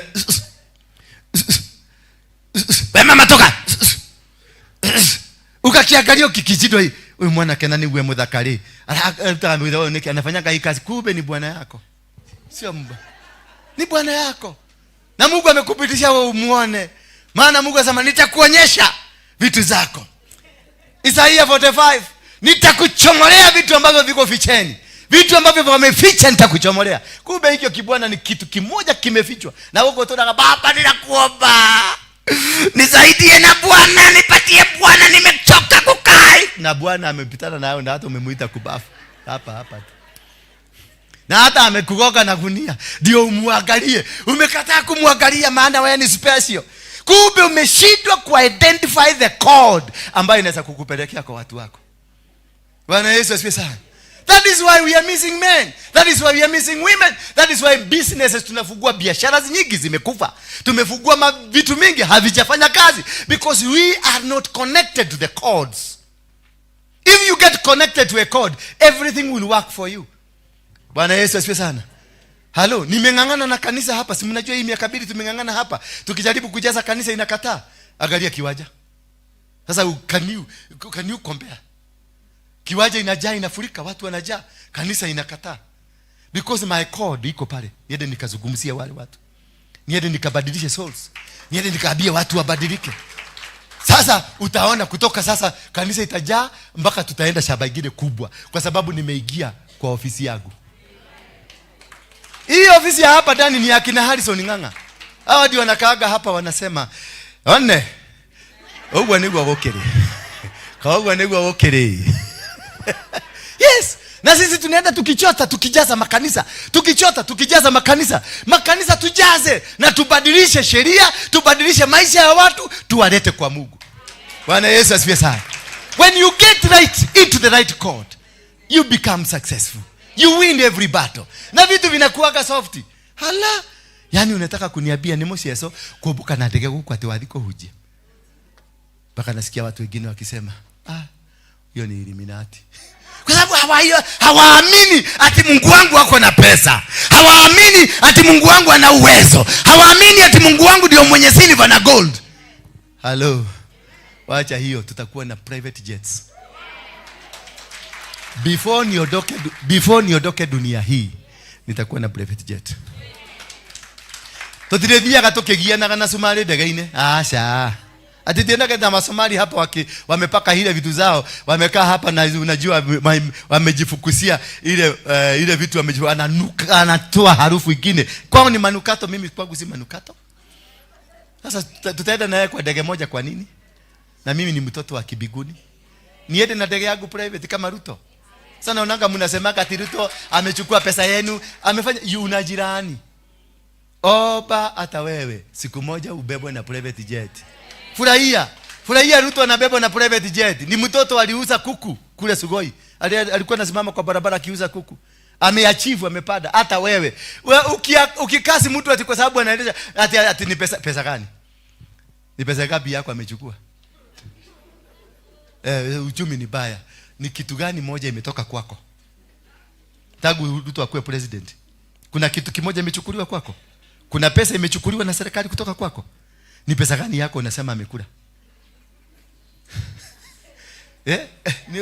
Pastor, ni nini yako amechukua? Si ulikuwa unatembea mguu akikuwa president, na sasa bado unatembea venye ulikuwa. Sasa ni nini yako moja imechukuliwa? Ukiona mtu amebarikiwa, mpiga makofi na waambie Mungu, ningetaka kuwa kama yeye. Bwana Yesu asifiwe sana. Si kuanza kusema ni pesa zetu. Pesa gani? Nitolee pesa kwa hii account yako. Ile account yako ya Equity iko na shilingi 800. Tuambie ni shilingi ngapi 3 zimetolewa hapo? Ati aliiba. Mnasema aliiba. Aliiba, yes ameiba. Hakuiba kwako. Hakuiba. Yes ni yeye. Ruto ni mwizi kabisa. Kagwaro. Ruto akiwa kwa cabinet meeting, asikie Waruigi amekuja hapo na kataito kashaba, atawachana na cabinet meeting, aulize ni iko wapi, apigie wani wa shaba, hebu angalia kama fanya search haraka haraka. Hiyo ndio hiyo. Ruto ameubwa hivyo. Ruto akiona kuku apitagi, ushaiona akienda kwa rally hivi aone kuku nyingi ziko pamoja, anasimamaga hapo kuziangalia. This connection yake iko na nini? Na makuku. Bwana Yesu asifiwe sana. Sasa wewe tafuta connection yako. Hata wewe you can be a president. Hata wewe you can be a minister. Hata wewe you can be like Waruigi. Nani akisema Waruigi anaweza kushika microphone ya ubiri? Nobody. Bwana Yesu asifiwe sana. Mlikuwa mnaniita Kengei? Agamba mweba? Walikuwa nasema ni Kengei? Hallelujah. Sasa Kengei ndio mmekuja kusikiliza. Yes, because I am connected. I am connected to my blessings. Just connect yourself. Find a way. Toa sacrifice. Ukitaka kujua your connection. Maana Solomon alikuwa already a king. Solomon was already a king. Alikuwa na security. Alikuwa na magari. Alikuwa na kila kitu. But akajua kuna connection sina. Akaenda kwa Mungu. Akaambia Mungu, niko na kila kitu, maana ninajua kutawala kama baba yangu. Nimekaa na baba yangu. Nimejua wazee wa baba yangu na wajua. I know everything. So what does kile kitu hakuwa nao ni hekima ya kujua kupanga watu. Wenye unaona Ruto anatupanga. Yes, in 6 months tutatoa hii barabara, itakuwa imekamilika. Tumetoa 600 million kwa hii kazi. In 6 days kuna contractor atakuwa on site kupanga watu. Na watu wanapiga wanasema 2 term. Wewe ukirudi kugeuka kwenda kwa 1 term, ashapita, ashatangaza, ashadeclare kwa hewa. Najua sisi ni wajinga sana. Unafikiria umemshida ati umeenda kwa Mwamonyoro. Hakuna. The moment he declares he is a king, ako na anointing. The moment you two agree, yeye na nyinyi mna agree, yeye ako na mafuta iko juu, ashakukamata. Alafu anawapatia pesa, ashawanunua, ameraise sacrifice. Hakuna kumshinda, mtamshinda. Ni mtu anajielewa, anajua ni nini. Ati toko di hotu ya pesa tushoke to the yes, mtachukua, lakini utadeclare 2 term. Utadeclare. Na yeye atadeclare 2 term. Na wewe udeclare 2 term. Arudi awekelee beko yake. Wajiga nyinyi. Ati 1 term, sisi amda. Mkishida huyu mtu mkujia hapa 1,000,000 kila mtu. Mkimushida na hiyo 2 term yenu ama 1 term yenu. This is a man on a mission. Ni mtu anahitaji kuelewa secret za kibiguni za kutoa mtu kama huyo. Si za karatasi.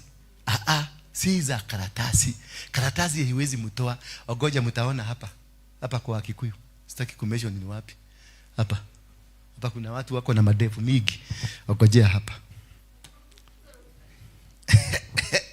Ndio mtaona. Ndio mtajua. Hatujui. Bwana Yesu asifiwe sana. Tuko sawa?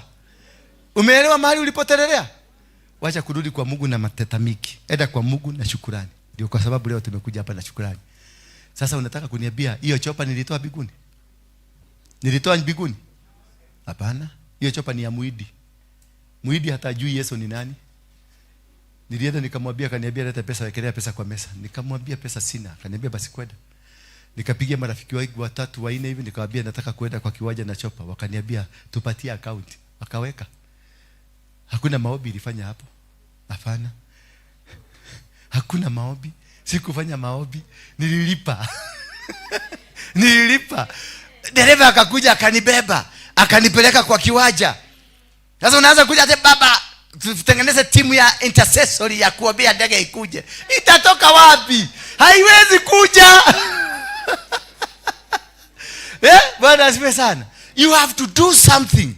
Because already kila kitu ililetwa hapa duniani. Ni wewe utafute kodi ya kuingia, kwenda kwa kila warehouse, hizo vitu zako kule zimefichwa. Wewe uchomoe, unachomoa. But to get these things, you must have watu wanne katika maisha yako.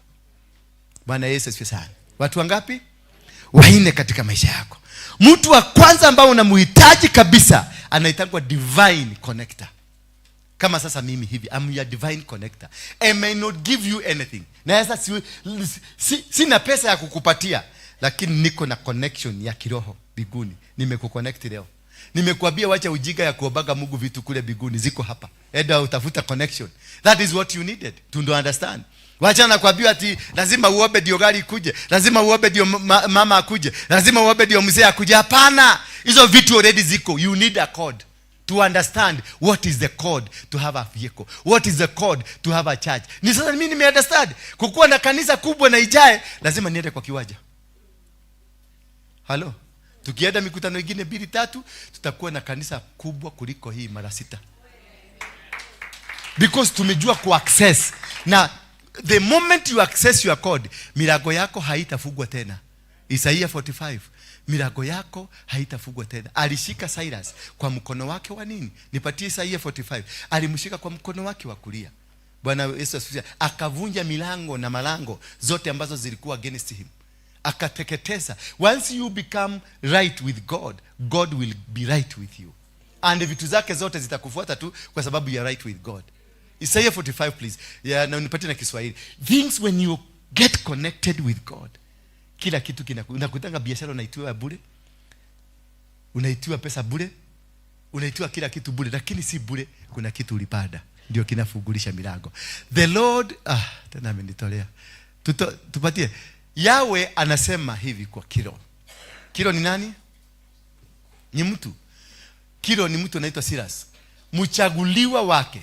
Yaani ni mtu ambaye ni mchaguliwa, anointed person. A man called for his purposes.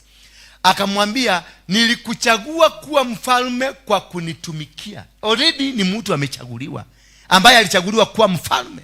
Na unaweza kuwa mfalme na ukose vitu za dunia. Bwana Yesu asifiwe sana. Unaweza kuwa mfalme na ukose vitu za dunia. Alafu akasema, nilikuchagua kuwa mfalme kwa kunitumikia. Ninaimarisha nguvu yako kusudi uyashinde mataifa mbele. Ninaimarisha nguvu yako kusudi ushinde mataifa yaliyo mbele yako. Bwana Yesu asifiwe sana. Kwa hivyo kuna kuimarishwa, na kuimarishwa ni kujua kupata connection. Bwana Yesu asifiwe sana. Ninaimarisha nguvu yako kusudi uyashinde mataifa mbele yako na kuzivunja nguvu za wafalme. Si kama unanielewa, kama umeshika hapo. Na kuvunja nguvu za wafalme. Wale wafalme wanaozungumziwa hapa ni vile vigezo vimewekwa kuzuia baraka zako. Kuna watu wako, kuna vitu viliwekwa vikashika biashara yako, vikashika ndoa yako, vikashika maisha yako, vikashika watoto wako. Mpaka sasa you are held captive, and God is giving you this power kushinda wafalme walio katika maisha yako. To defeat them. Maana walikuwa na mpaka wakati Mungu alikushika makono haungeweza kuwashinda. Until God holds you by your hand. Until God akushika hivi, hatungeenda pale Jakarada. Jakarada hakuna mkutano inafanyikaga na inakosa magas. Watu wanaporwa masimu, watu wanapigwa, watu wananyang'anywa. Mlisikia mtu alinyang'anywa? Hapana, hakuna mtu alinyang'anywa. Hiyo kuna kuwaga na vita, lazima kunatokeaga vita pale. Maana Raila alichija mabusi hapo ndio alitukua natoleaga makafara. Mweja alitoleaga makafara zake huko. Mugeke tulitoleaga makafara huko. Hakuna mkutano imewahi kufanyika pale ikatoka na amani. Lazima vita itokee. Sisi ilikuwa na amani. Tukasema, tukamwaga mafuta chini. Tukasema hakuna damu itamwagika siku ya JNC. Kuna damu ilimwagika? Hakuna. Nimekaa nimechukulia kutoka Nakuru kila mahali peaceful. Because we were in the right place and we were being held. Tulishikwa mkono na Mungu, na akatuitania, akaita watu wakakuja wakajaa kiwanja, ndio waone na wakuwe mashahidi ya ile kitu tunasema. Ndio anasema kusudi uyashinde mataifa mbele yako na kuzivunja nguvu za wafalme. Mimi ninafungua milango ya muji mbele yako, na hakuna mlango utakaofungwa. Akifungwa hakuna mlango utafungika. Na amekwambia nimekupatia nguvu za kushinda wafalme. Tulishinda Ruto ama tukumshida? Tulimshida. Tulishinda Gachagua ama tukumshika? Tulishinda Uhuru ama tukumshida? Wafalme wa kumwaga damu tuliwashinda? Tuliwashinda. Bwana Yesu asifiwe sana. Lakini sio sisi, ni kwa sababu tulijiwakilisha kwa wakati ufaao, akatushika mkono. Na kwa sababu hiyo mlango imefunguliwa, hakuna mtu ataweza kufunga. Hakuna mtu ana uwezo. Kama mlango yako imefunguka, hakuna mtu ako na uwezo wa kufunga mlango wako tena. Ukipata huyo mtu anaitwa divine connector, you are already connected. Bwana Yesu asifiwe sana. Number 2, utafute watu wanaitwa men of access and influence. Bwana Yesu asifiwe sana. Watu kama hawa, kama singekuwa na wao, mkutano huo bado ungekuwa kidogo. Niliwatafuta nikawalete hapa, tukakula chai pamoja na mayai pamoja, tukaabiana sasa tumekuwa kitu kimoja. Tukaenda kiwaja. Niliwakuta kiwaja wakiomba. Saturday walikuwa huko wakikanyaga ardhi hiyo, wakiitisha watu wajae, wakiitisha watu. They are men of access and influence. You must have them. Bwana Yesu asifiwe sana. You must have them in your life so that they can influence things for you. Wakati nilihitaji barua hiyo kiwaja, kupata hiyo kiwaja barua ni shida. Nilipigia Sakaja nikiwa hapa. Nikaambia Sakaja, mimi naenda Jakaranda, ninahitaji barua. Akaniambia tuma mtu yako haraka haraka. Because Sakaja is the governor and is my friend and is a man of influence. Bwana Yesu. You need those people. Wacha kukaa gumu kama juku karaka. Naja kuna watu wamekaa gumu kama mtingoe wa gara. Amekaa tu gumu. Hana relation, hana mtu anaweza kupigia simu mtu mkubwa. Hana mtu anaweza, hata namba ya apostle hauna.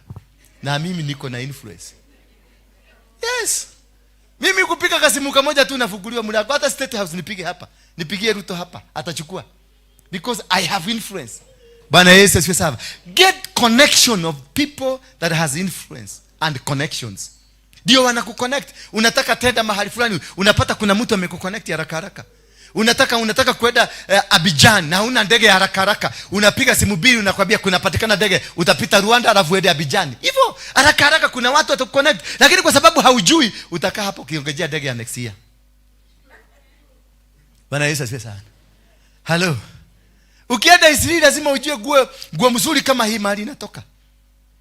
Ya rais tena. Ni mzuri, ni ya rais. Unajua nguo za mama siku hizi zimekuwa rais. Nguo kama hii unakuta ni ya 200 na 300. Lakini nguo mzuri. Lakini nguo nini? Ni nguo mzuri. Mimi sisemi ni baya, ni rais lakini ni nini? Ni mzuri. Wamama wewe. Bwana asifiwe mama. Hallelujah. Yes. And number 3. Get into your life gifted people. Kama hao naona wako na kamera hapa. Mimi ukiniambia nisimame hapa na kamera. You must get gifted people. People ambao wako na gifts tofauti. Watu wanajua kuhubiri, watu wanajua gifts za kibiashara, watu wanajua gifts za kufanya vitu technical, wanakufanyia haraka haraka. Once you get those people, they you are connectors to where you are going. Sasa mimi ninaona dunia mzima kata si ya huyu mjamaa na hajasoma kuniliko, lakini yako na akili mingi kuniliko ya kuoperate hii kitu. Bwana Yesu sasa mimi niko na degree 3, yeye labda hata hana, lakini siwezi kufanya hiyo kitu anafanya. I need that connection for me to get to where I want to go. I need connection ya ule alikuja kufuka hizi speaker. Ni mtu wa class 8, mimi ni mtu wa university. Kushikanisha waya hapa siwezi. I need those gifted people. In your life, in your session, in whatever you do, get the gifted people. They will help you to get to the next level of your life. Bwana Yesu asifiwe sana. Waje kukaa gumu kama busaa ya Waluya ya kuvuta na mulisha. Najua tulikuwa tunavuta hapa Kibera, lakini hiyo kitu mbona iletagi magonjwa? Unakuta kila mtu ameweka watu 10 milisha yao iko ndani na wanavuruta wakirudisha. Wakitoka huko wanaenda wakipiga sukuti. Ukapita huko. Kabusa kamepanda. ya Mulisha. Naweza penda kwenda kuvuruta kidogo huko. Bwana Yesu asifiwe sana. Hallelujah. They are key assets with specialized skills. These people are very key assets because they have special. Kama secretary. Ukikosa kuwa na secretary mzuri kwa kampuni yako itakuka. You are the boss, you have money, you have billions, you have everything. Ukikosa a secretary who is specialized wa kucoordinate maneno yako, utakufa. Ama wa secretary mwenye hajui secretary, atakuua. Atakuua na watu. Hataki kujua kama umepumzika ama hujapumzika, anakuletea watu. Hata usiku anakuletea watu. Asubuhi anakuletea. Hataki kujua, anasema mlisema ulikuwa umeambia mtu fulani akuje hapa saa 2 asubuhi. Yes, amemleta hapo. Amepanga wengine kama nani. Alikuwa secretary wangu alikuwa ameniwekea kiti pale. Anapaka watu pale. Wengine amewapaga hapa, wengine wamepaga pale. Nikamuuliza, kwani unataka kuniua?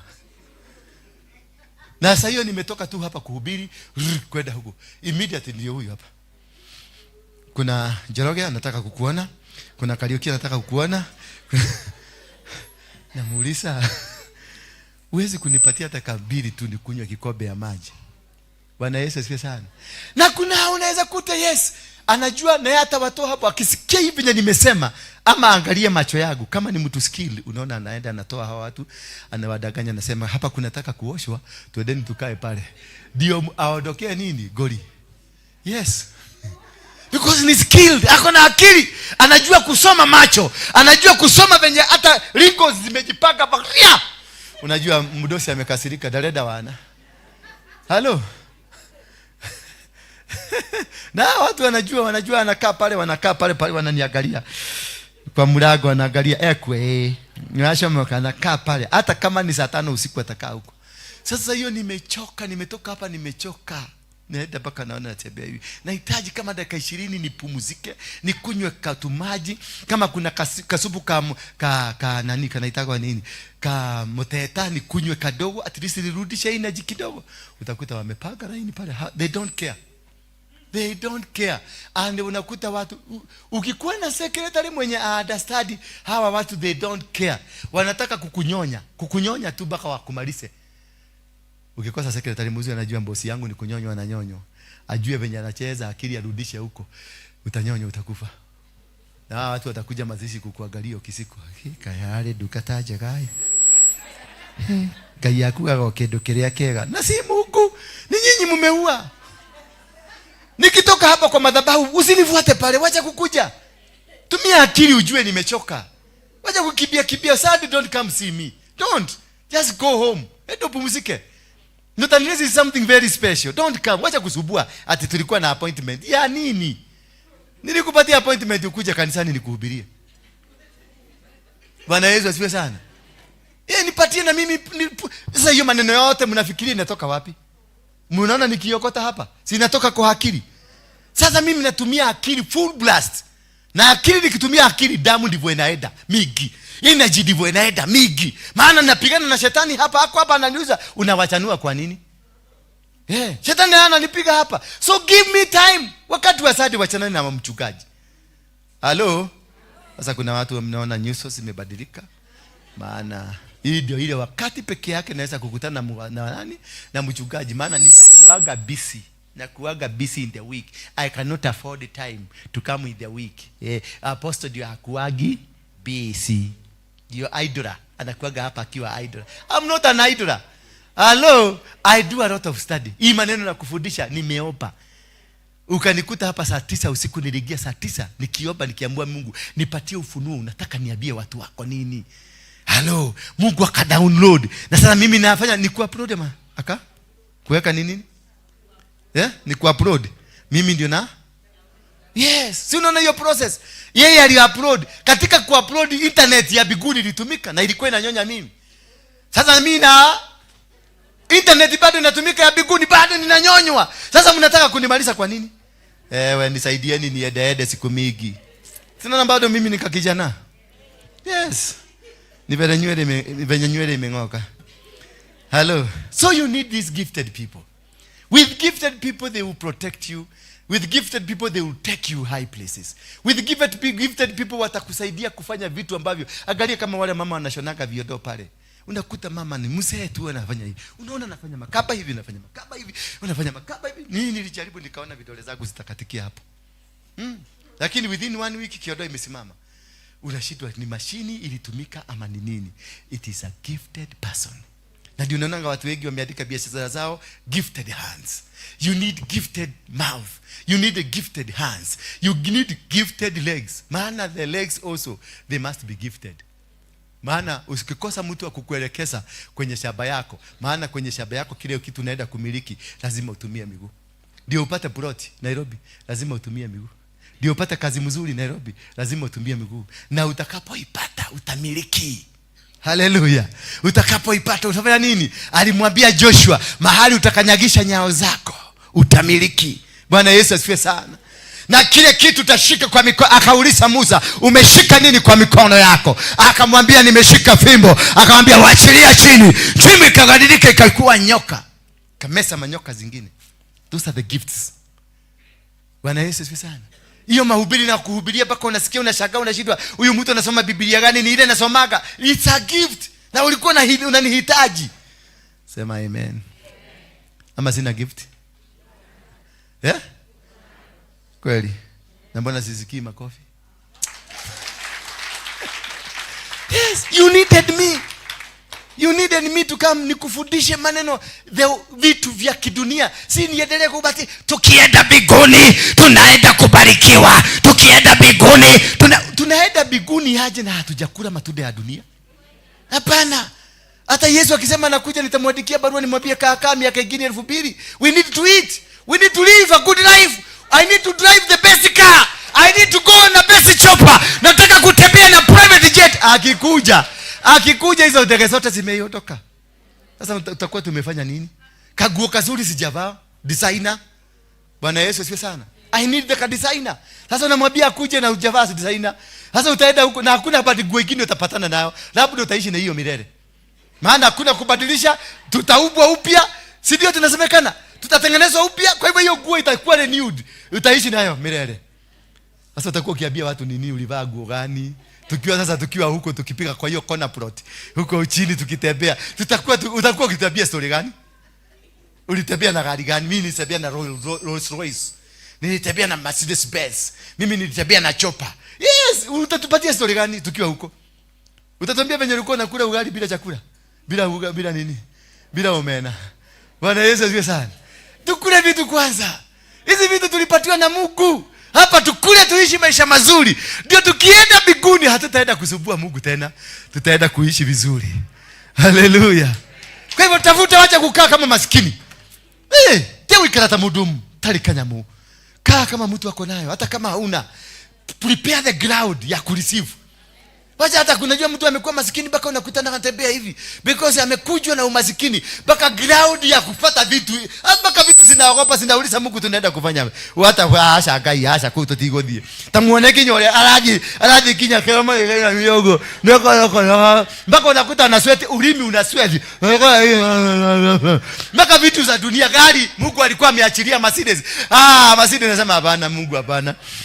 This man is a joke. This man is a joke. No. Hatuwezi kwenda kukaa na mtu mpaka anasweti ulimi.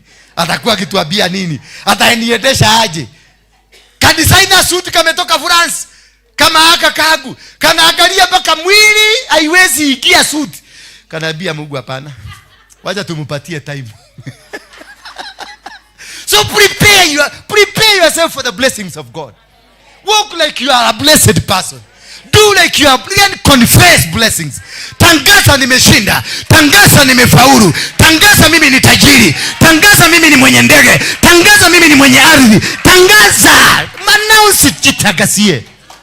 Acha kukaa hapa mpaka wrinkles zimezoea. Unajua kuna watu ukimwangalia wrinkles hizi zinakuaga zigzag. Zimezoea mwili. Hazitokagi. Unakutaka tu na kaaga. Hata akicheka unaona zinaongezeka akicheka. Badala ziishe zinaongezeka tu. Maana yeye mwenyewe ni deposit ya shida. Ikala gogo. Hata unakuta hata jicho moja imekuwa dogo.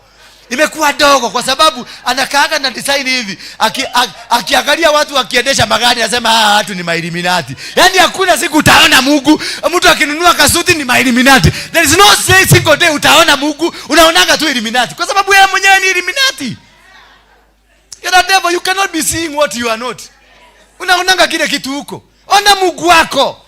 Bwana Yesu asifiwe sana. Ona Mungu mshindi, Mungu mwenye vitu, Mungu mwenye utajiri, na alinipatia mikono, na akaniambia miliki, kamata vitu. Yes.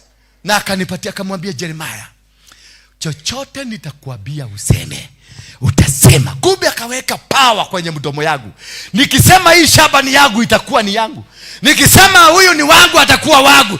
Sasa wanawake wale hamuna wanaume. Acha niwapieni siri. Masigos. Hello. Inua mkono sigos. Sigo mothers. Sigo fathers. Yes, masigo father, masigo mother. Inua. Sigo ladies, sigo girls. Nini ma girls? Jipigieni makofi masigo girls. Miliki mtu. Yes, sema huyu ni wangu na simwachi. In the mighty name of Jesus. Kuja toa bego hapa, wekelea hapa, lakini mimi msinimiliki. Yes. Kamata kitu. Ambia Mungu, huyu ni yeye. Yes. Kamata yeye. Kamata kila kitu. Bwana Yesu asifiwe sana. Alafu inua dhabihu yako. Muinulie dhabihu, ambia Mungu mahali popote hapo na akuje. Alafu usikamate tu mtu ovyo ovyo. Unajua na nyinyi hamjui kukamata vitu. Msikamate mtu ovyo ovyo. Ambia Mungu, mimi kama wewe ni mwanamke, kuna mahali ulitoka. Si ni mwanaume alivujwa ubavu? Wewe ndio ukuje. Abia Mungu, ninataka kurudi kwangu. Yes, hata kama ako na mtu. Hata kama ako mahali, muitishe. Hata kama ako na watoto 20, ukirudi na murudiane, mtakaa maisha mzuri sana. Maana you have come back home. Bwana Yesu asifiwe sana. Tiawe itaki ate Bwana nataka husband. Their husbands are many. We are all husbands here. Yes, and we can make you 3, 4, 5 of you. Na wataka, and you be my wives. Don't look for a husband. Young girls. Hallelujah. Najua young girls. Hello young girls. Magdalene. Hello young girl. Don't look for a husband. Do you get me? Don't look for a husband. Yeah? Look for arofaru. Look for home. Mahali ulikonoro, urudi hapo. You will see peace. Bwana Yesu asifiwe sana. Na umtolee dhabihu. Ambia Mungu, ninataka kurudi kwangu, na utarudi. Hiyo ndio nyumba yako. Nyumba si kujengwa huko, hapo ndio ulikuwa umetoka. Hiyo ndio nyumba yako. Hiyo si ni ushauri mzuri kwa mama? Si mtipigie makofi.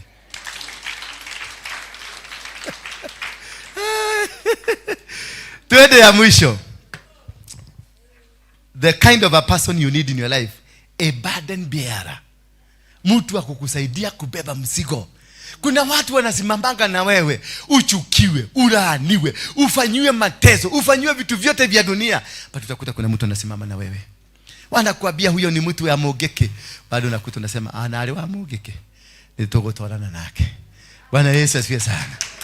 These are loyal, emphatic individuals who stand by you through difficult situations. They are there with you.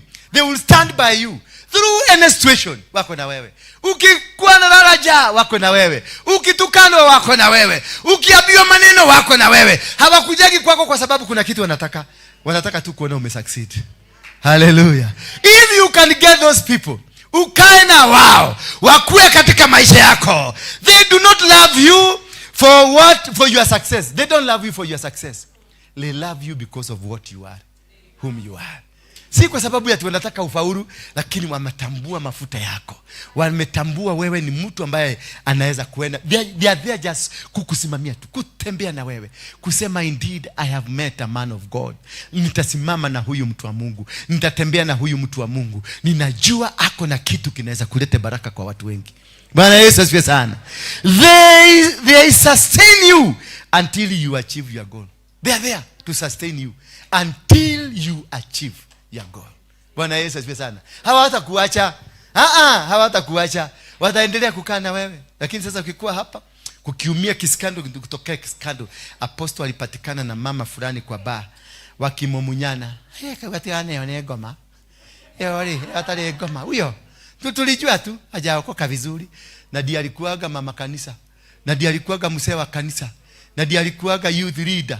Na ndiye alikuwaga kwaya. Na ndiye alikuwaga lakini wakati kashida kametokea hivi.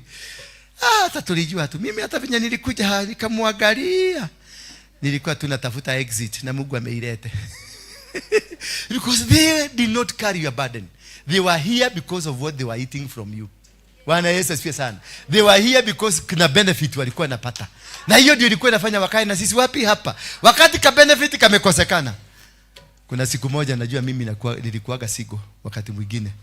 Sasa nilitaka kufukuza ndio wasiniletee shida nikipata mtu. Nikaenda nikanunua pete nikavaa. Nikasema kama si wewe umenivalisha hii, ujue kuna mtu amenivalisha.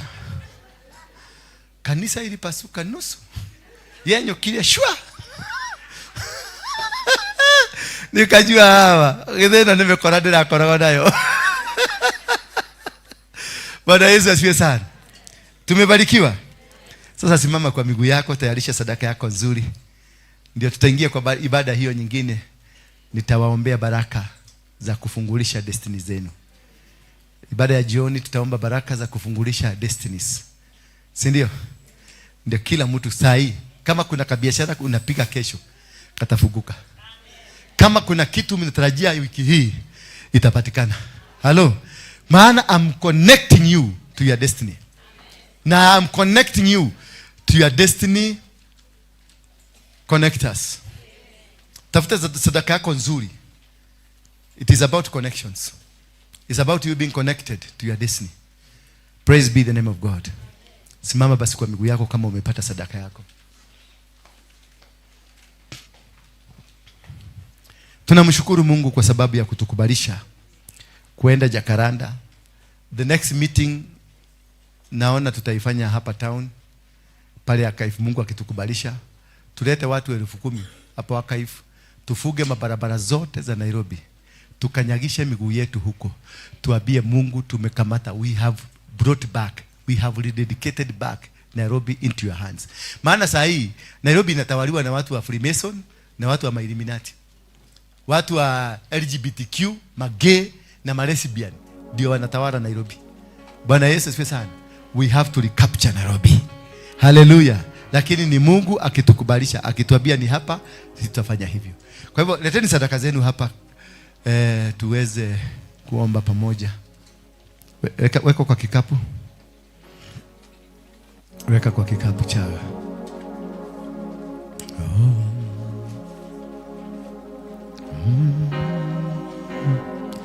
Kijana, unasumbua shosho kwa nini?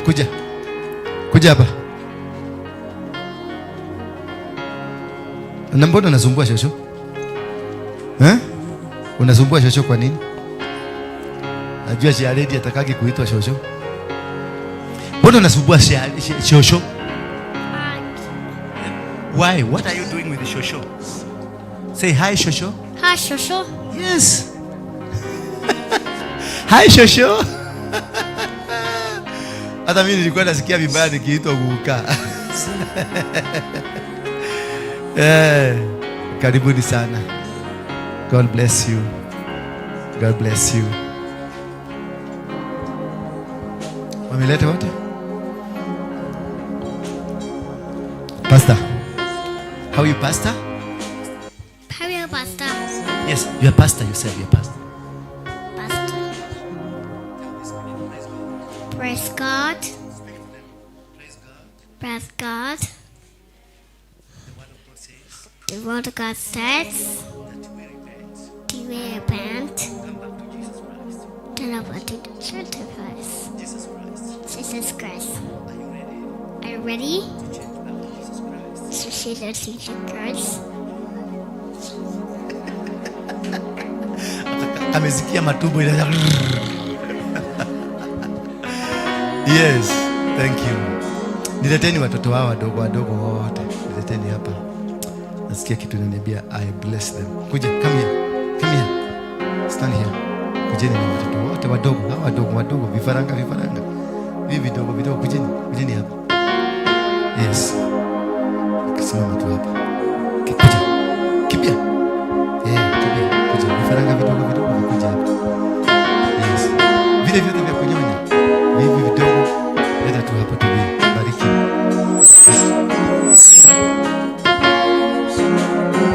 Mshike mkono. Shika huyo mkono. Shika huyo mkono. Yeah. Weka hapa. Dedication hapa. Naweza,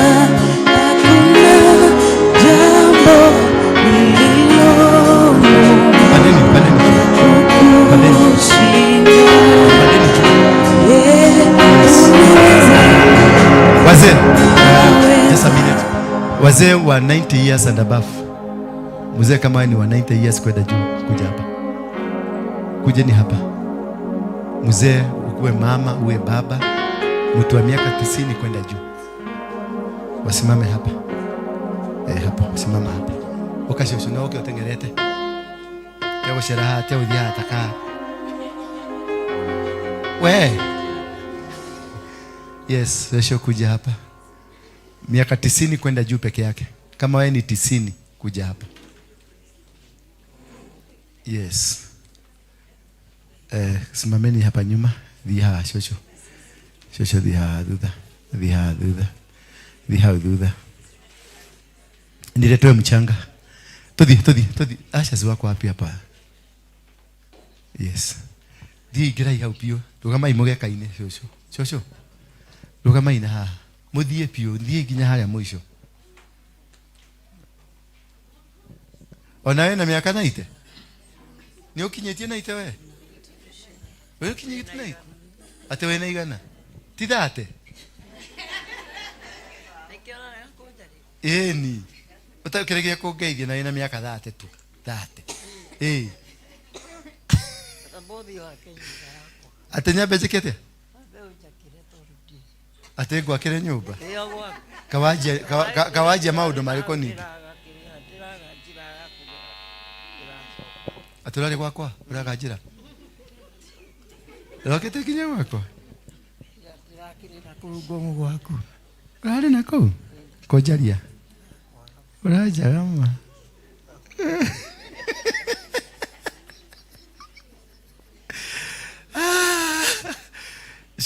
Shikaneni watoto, shikaneni mkono. Na shosho na mshikane mikono. Tunafanya hivyo kwa ibada ya kusema asanti. The reason nimetumia shosho na hawa watoto, nyinyi wote nikiwaangalia hamuko very straight. Sidio? Si mnarudiki kwa kitanda bado AGN na wakubalisha. Sidio? You are allowed. Lakini hawa ni watu clean. Ukiwaangalia kama miaka 20, 30, 40 ako safi. Clean for the service. Katoto kama hapa kamefanya madhambi kweli kama wewe? This is how I'm training you. Nawafundisha, this is how to connect yourself with God. You use vessels that are clean. Mimi siwezi kujitumia, maana si unaangalia nimefugia watu wanawake wangapi macho hivi, na wengine wamenifugia wangapi. So these are the people to lead us. Sasa ndio dhabihu yetu ikubariki. Sidio? Yes. Muthe no ko tohoera. Mpatie na microphone hapa baba. Nani anajua kuomba hapa? Who knows how to pray? Who knows? Unajua kuomba? Nani unajua? Wewe?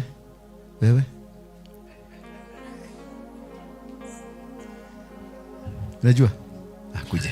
Kama unajua kuomba kuja. Ujui? Unajua? Wanajua. Hata wewe. Hata ujui. Sawa, unaogopa. Muthe, shugo igere tu cia kirathi. Warie kirathi mo shugo igere tu. Ile mchanga iko wapi?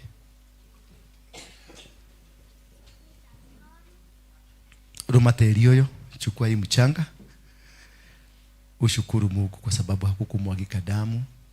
Ushukuru Mungu kwa sababu ya watoto hawa. Ushukuru Mungu kwa sababu ya kanisa lake. Era mugayo kaudo ali na gikuyu. Oya na Gikuyu. Tao nikio kuhotana nakio. Sasa hao wengine ngoja kidogo tusukuke. Endele hivi.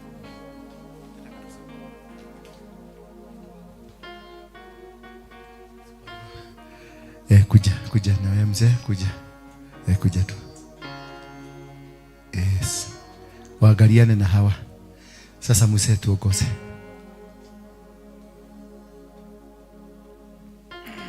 Yes. Na Gikuyu.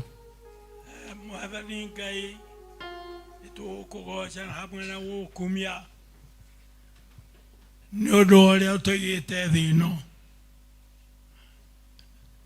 na uhoro wa ma ni ati thi ino uhoro wa gutiga thi ino ni watunengerire thi iri na tiri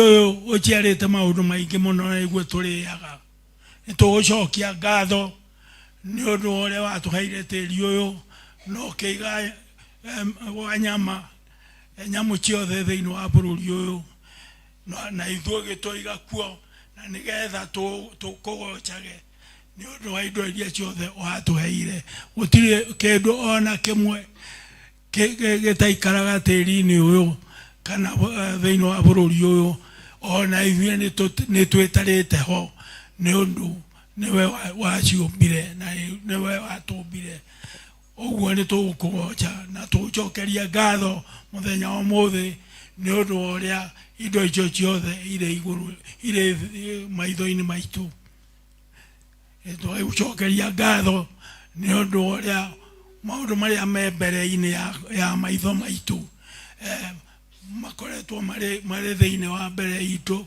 ni undu waku we mwene na we niwe mwene hinya wa maundu mothe twakuria uturathime no tunengere maundu maria mothe matari moko-ini maitu ni ithuĩ twagĩrĩirwo ni gukorwo twinamo ni undu wa hinya waku. Yeah, amen. Amen. Thank you. Baba, tunakushukuru, tunasema asanti kwa upendo wako, kwa kutuongoza. Asanti kwa kila baba zetu ambao wametuongoza kwa ibada hii. Asanti pia kwa kutuongoza kwenye ibada hii yote. Utukufu ni kwako. Tunasema ni asante. In Jesus mighty name. Sema nawe sema asante. Oh Lord, we have come before you. We thank because you have given us food, life, and we have not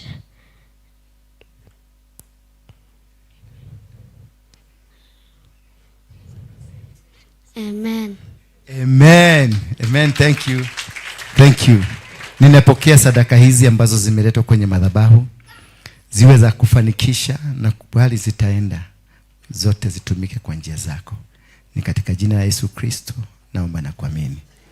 Amen. Amen. I receive them in Jesus mighty name. Thank you. Watoto, simameni tu hapo. Mutigadhi. Wacha niwapake mafuta, najua what you have done.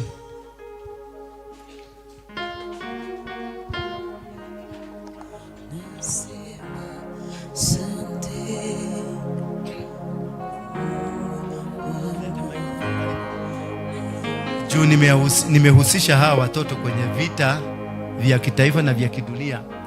Lazima niwafunike kwa damu ya Yesu Kristo. Usitokee vita aina yoyote. Msikuje mpate revenge ama kuvamiwa kwa njia yoyote na maroho aina yoyote. Katika jina la Yesu Kristo. Jini ya kujitolea na kufanikisha maombi haya, Mungu awakumbuke. Msiinuliwe, kusiwe kuna kitu kitawainukia aina yoyote. Jina la Yesu Kristo. Warudisheni wakae chini. Tulisahau na yes, thank you. Yeah. So kwa wengine tutakutana mwendo wa saa 9. Nitakuwa na ibada ya kuwabariki kwa sababu ya kazi hii ya Mungu, maana tumeanza safari. Bwana Yesu asifiwe sana. So and now may the grace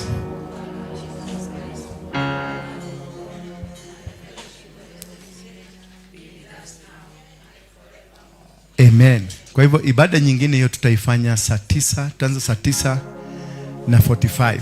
So worshipers mkuwe ready, you've started saa 9:45 so that we can finish by saa 10:30 ama saa 10 ikielekea 11. So kwa wale ambao mtaondoka, Mungu awabariki, lakini ningetegemea tubaki nyuma kwa sababu there is a special ibada special for dedications. Kwa sababu ya ile kazi nzuri Mungu ametusaidia na neema yake. God bless you.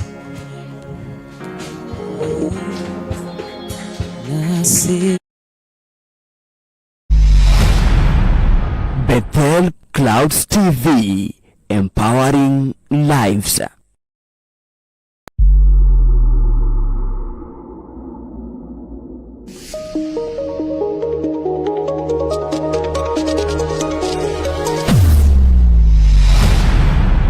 Bethel Clouds TV, empowering lives.